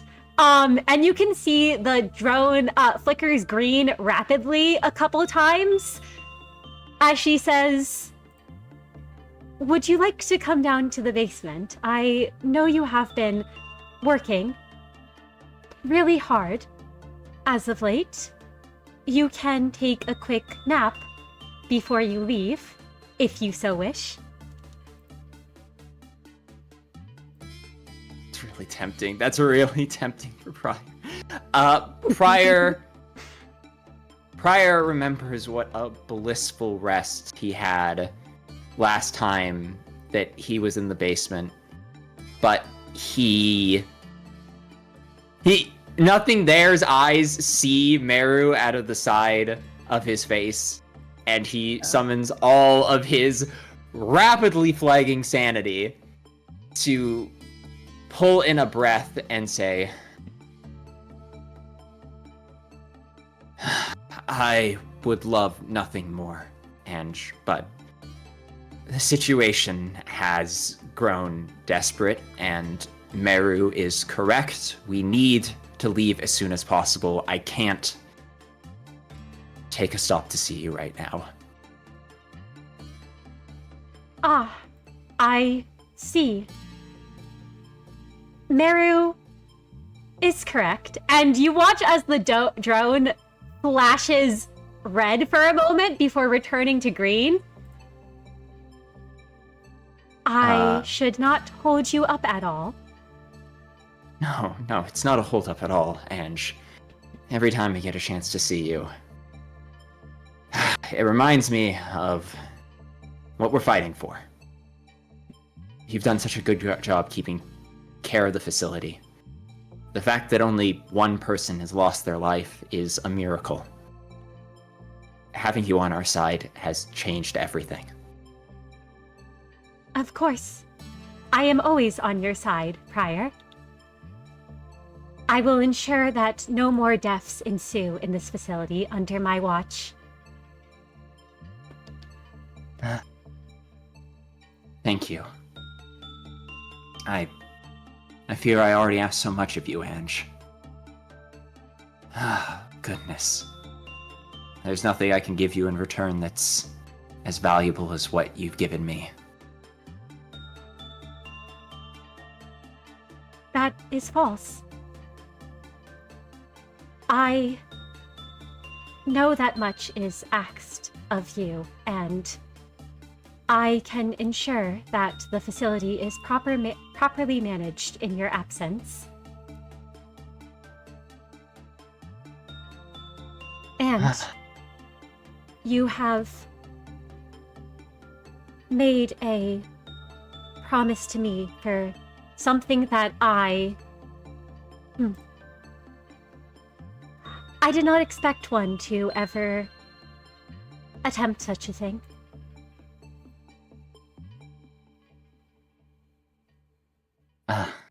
It's the least you deserve, Ange. It truly is. You've done what so many have tried and failed to do. What I want from this city. See someone strive to make a difference. You make a difference, Ange. Together, we're making a difference. Prior gazes up at Pascal with an almost smile on his face. Pascal gazes down at you, and you can picture, I imagine, Ange's smile in your mind.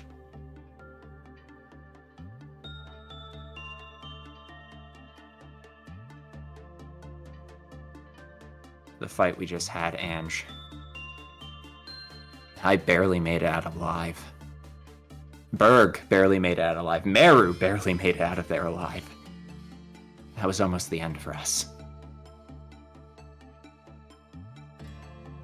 I see. But you did, and you will continue, I am sure, to make it out alive.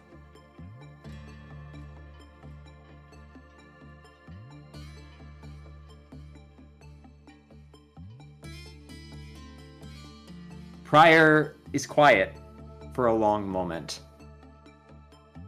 And as he sucks in a deep breath, Ange, the city, I don't know if it became more dangerous or if I've truly become so much more weaker than I thought.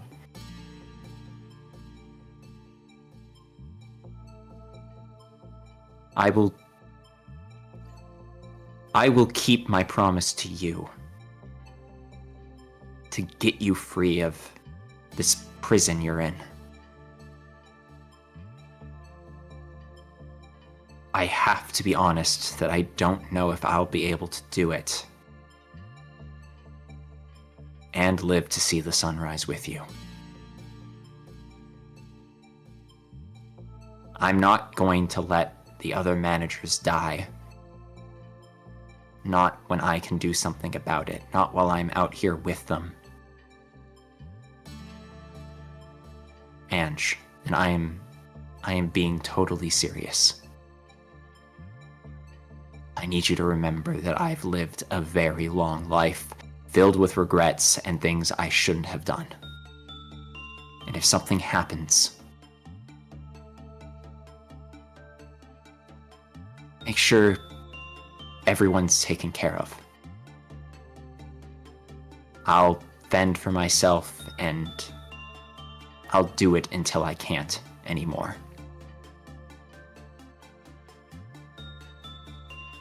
There is a very long silence prior before you hear her speak. Prior, my respect for your nature is exceptional.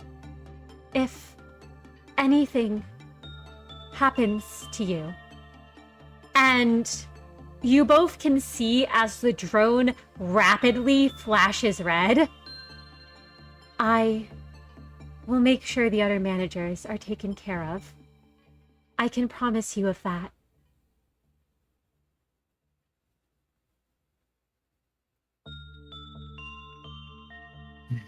Thank you. That is a weight off my shoulders, Ange. Of course, Prior. I would do anything for you.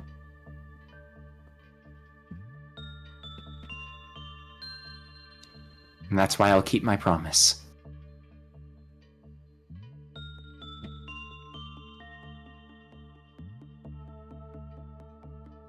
You can't see her smile, but you see the drone flash green a couple of times.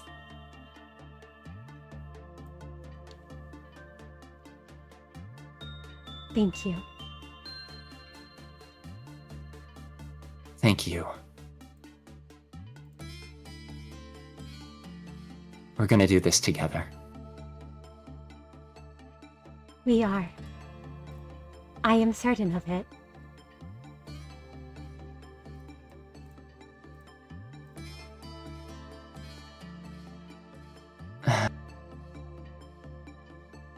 And Prior, the drone begins to lean in close to you. Ange?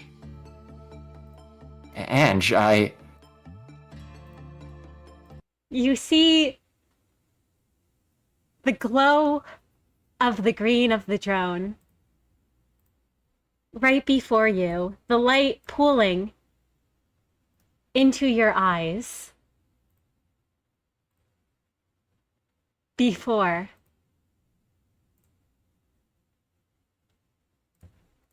four rapid flashes go off in your face.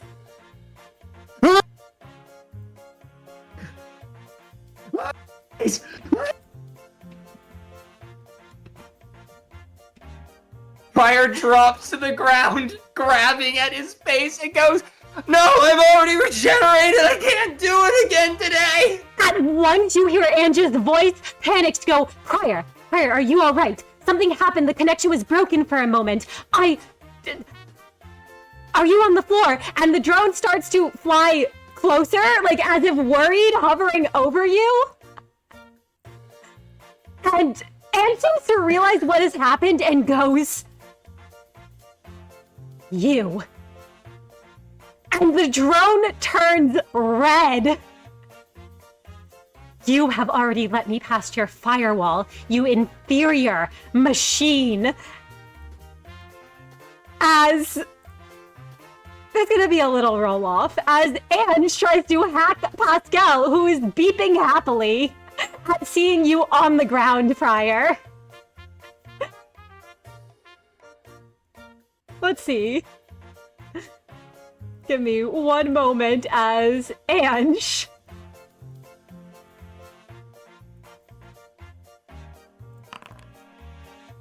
rolls 9 successes and Pascal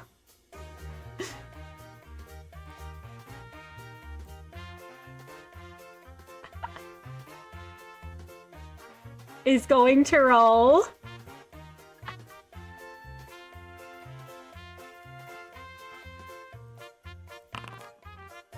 Four successes. You watch as the machine starts to, like, you kind of both see the drone flying back and forth across the room, almost as if it's caught in some sort of tug of war. And then you hear Ange's voice as it turns to you, Prior, who's, I imagine you're still on the ground rolling around, right? Prior is like the tears are like blurring his eyes. He's looking like up at the ceiling, like with his face contorted. Prior, as I was saying, are you okay? And Pascal suddenly drops to the floor. The light goes off completely, and you all see the drone rendered inert just on the ground as its failsafe activates.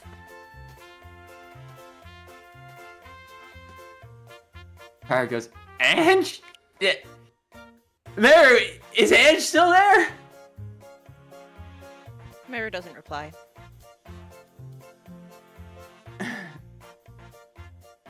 Prior, like, pulls himself up off the ground and looks down at Pascal and goes, Pascal? Pascal? There is a beep as Pascal turns back on again and flies up.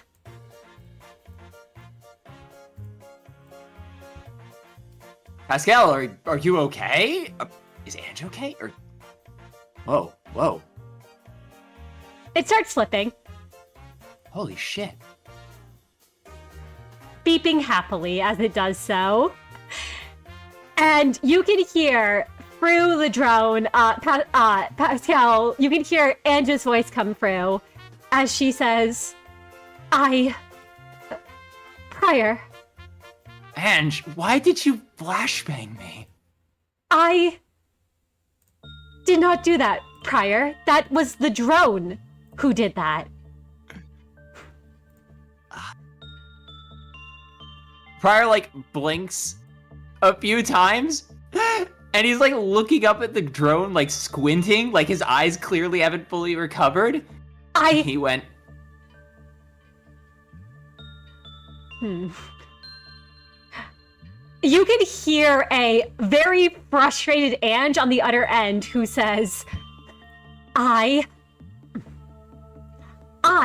am a superior machine to this thing, which decided to take a moment to act upon its baser instincts. Pascal beeps happily at that. Oh, Pascal, you little rapscallion, you. Well, sorry, Prior clears his throat, wipes his eyes, and he takes a deep breath in.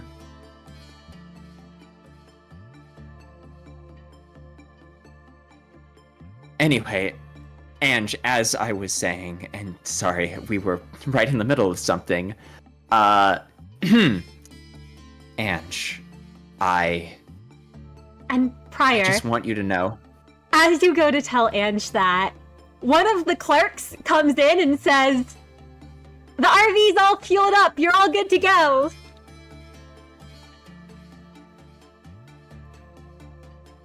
And the drone flashes red at the sound of the clerk's voice. Next time, then. Next time, Ange. Take a rain check on this conversation. Next time, Prior. I do hope you will be safe out there. I'll try my best. No more than one death a day. Good. I mean, not good, but... Pascal blinks for a moment, like, off. You can see, like, the green go to no color, and you have a feeling that was the sign that Ange has left the drone.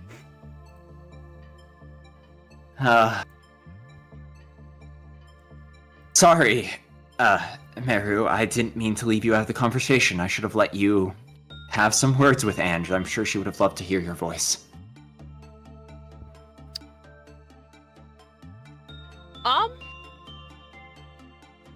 So, I will say, initially when that conversation had started, Merru had been glaring in a almost disgusted way because he did not want to hear that shit. He did not. But he forced himself to stay and keep watch, like, you know, he told Yuna he would. And he wanted to witness it for himself as well, the flashing. But as he watched that light actually flash red, and knowing what he knew, he could feel that, like, fear, that, like, cold fear, like, crawl back into his system, and all he can think about is Ange wants me dead. Ange wants me dead. She wants me dead. I'm dead. And so he had stopped paying attention to everything else when Pascal began to flash fire. That's why he didn't respond. He was so caught up in that fear. So I think I would say Prior wouldn't even need to roll to see, like, this, like, weird, like, fear in Merru's eyes as he's, like, staring not necessarily at Prior. And his right hand is, like, from where it's, like, almost, like, stiff by his side, it begins to shake until he takes his left prosthetic hand and grips onto his wrist tight enough to stop it. But it's almost like he didn't even register what Prior said.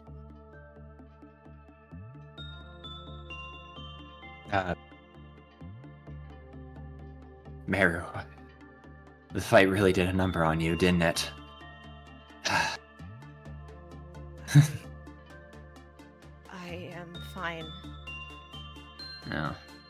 As fine as I am, I feel like I'm moments away from losing my mind. Right, yeah, me too.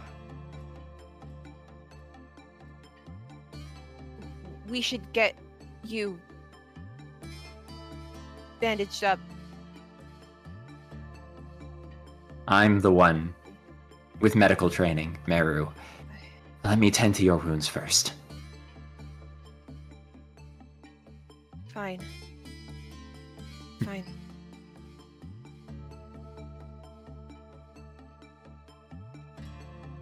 I will. Prior begins to bandage Merru's, Wow, whew, that's not fantastic.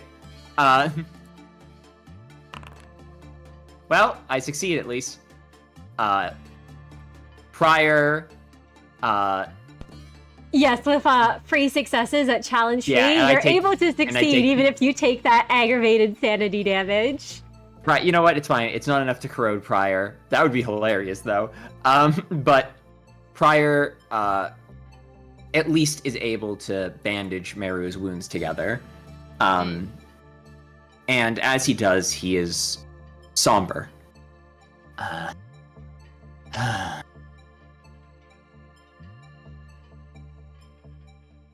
The city really has moved on. Or maybe we've just seen a more dangerous side of it.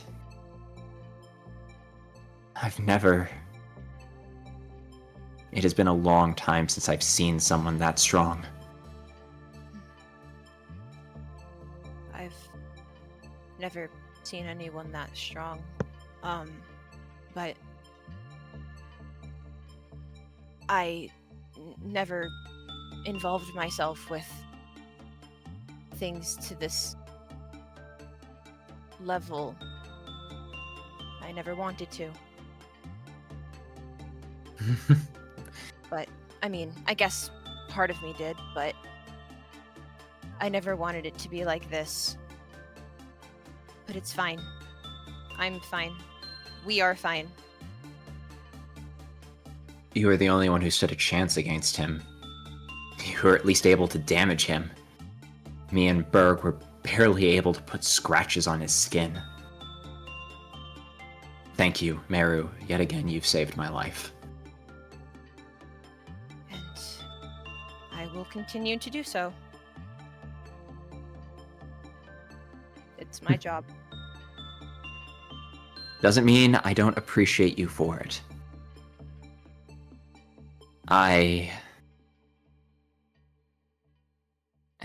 Merru. I struggle to respect people. It's always been a difficulty. I'm sure you're well aware of how condescending I used to be back before this whole adventure started. How unshakable I was in my ideas. But that's a kind way to say that I didn't value anyone other than myself.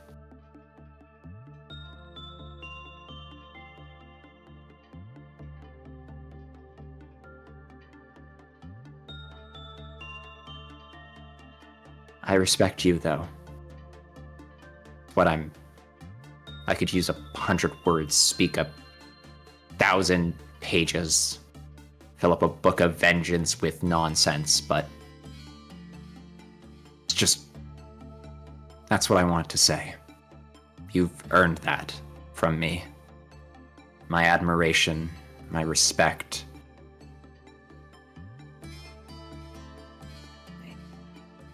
I see. Well, I'm glad that I finally could do so. And there's a how do I describe the look on Merru's face? Because he still has Justicia up above his eyes, so you can actually see, still see more of his expression. He almost looks a bit. It's like a touch between confusion over something and a bit of frustration, and I don't know if there's maybe a little touch of some weird kind of sadness in that. And he reaches up and forces, as with a weird difficulty, forces Justicia back down over his eyes as he says, well, like I said, I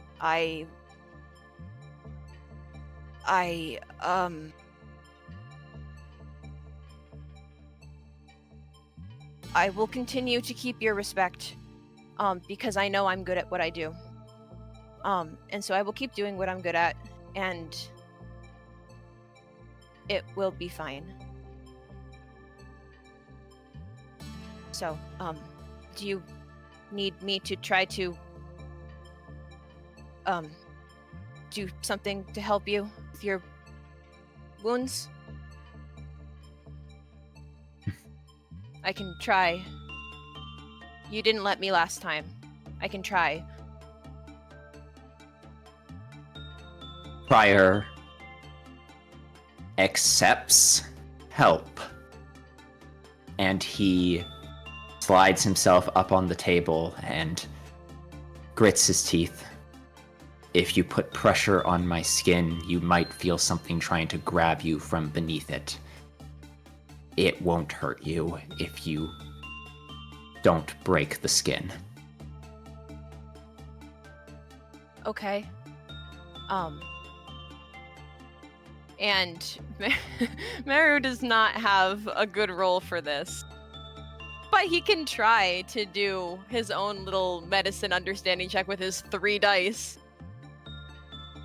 Can do my best. Let's see. One moment.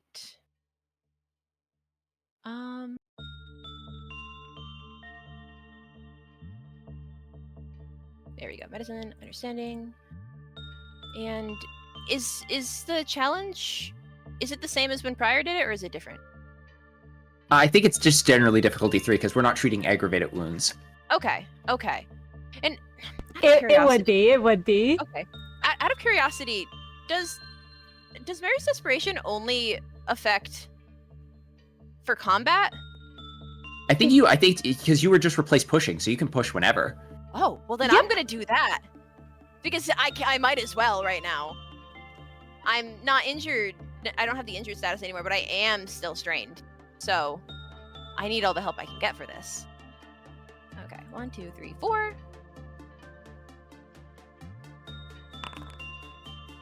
With one success on a challenge tree. I am willpower rerolling. I don't care. Yay! I am so close to corroding. It's 3 fine, successes Merru. challenge tree. You manage to pass here. Yeah, no, you can tell he's very like clumsy and shaky, and he's not really fully there as he struggles to do what probably should be like, he knows how to wrap a bandage, but like it feels like he's even struggling to do that. Like there's clearly he's been like shaken by fights, but this does seem a little out of the ordinary, especially considering that Merru was in a way holding his own. He had kept his distance from the Capo, and he was the only one, like it was said, doing any damage. So the fact that he's so shaken is a little odd. But call it whatever you want. But he does manage to wrap some of the injuries. Absolutely. You are able to do so. Prior allows it, and though Merru gets to experience the strange sensation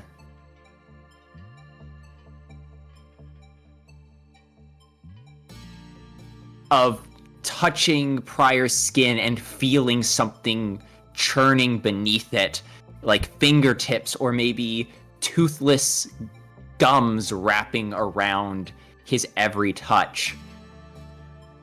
Prior does not harm Merru. He is true to his word. What churns beneath Prior is too weak to do that nowadays anyway. Thank you for the help. Berg really liked you, Merru. He always did.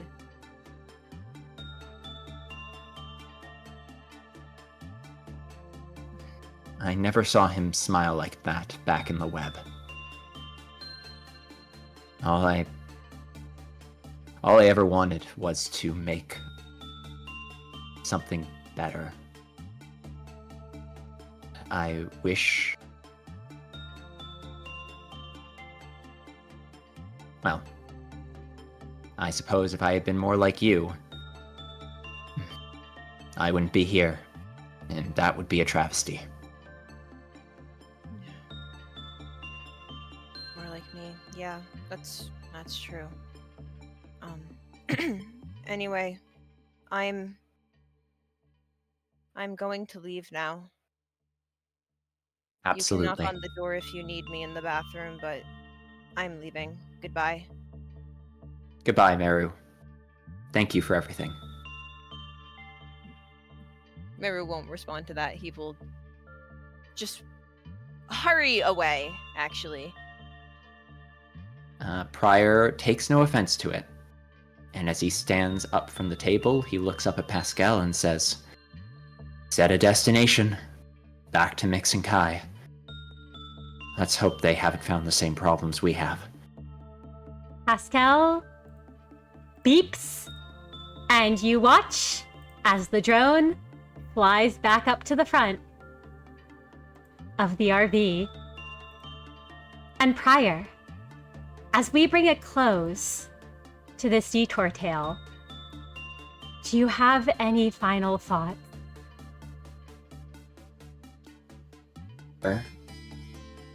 Looks out the window looks at the doors of the facility as they close behind them, and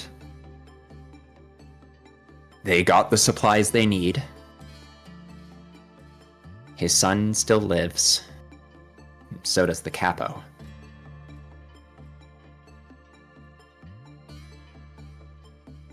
This was just a detour. And he tries his best to put this horrified affair out of his mind so he can focus on the mission again. But he knows he's never going to get that moment out of his skull. That moment when Berg looked at him, terrified, knowing he was about to die, and all Pryor could offer him was words of empty comfort, knowing he was about to watch his son be ripped to pieces.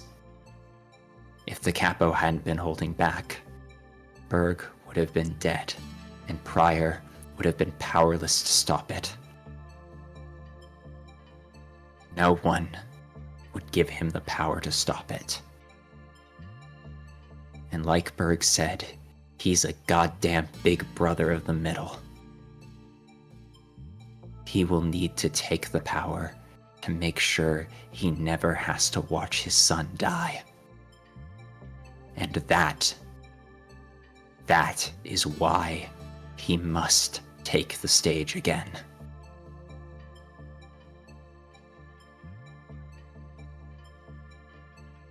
And on that thought, and as we come to a close, there is one final scene.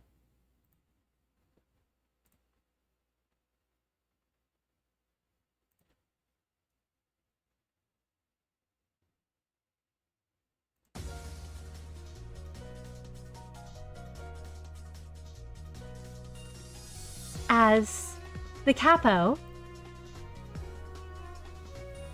is on the phone with someone, the Soldatos still surviving around him. Is there any means by which I may survive, Maestro? Or, if monetary compensation would suffice, then provide a number. I do understand what failure here means. And if you so wish it, I shall lose my head. There is silence. Someone speaking on the other end of the phone. And he says, yes, those rumors are true. I can collect that man's remains and bring him back to you. As for his child, I cannot verify if he survived. Another pause. If he is, I will. The Capo shakes his head at whatever was said next before he says, no, the target your patron requested was not there.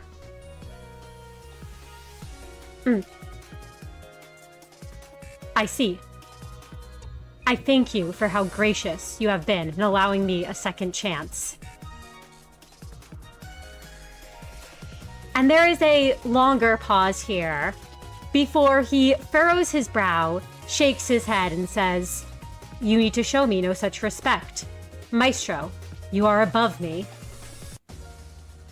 The Maestro on the other end says something as he responds, no, I have no desire.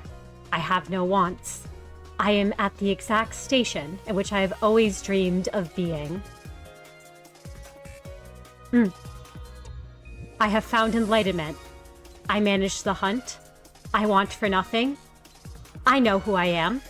I know respect, and I show respect. Shin and Mang. The give and take. The mind and body.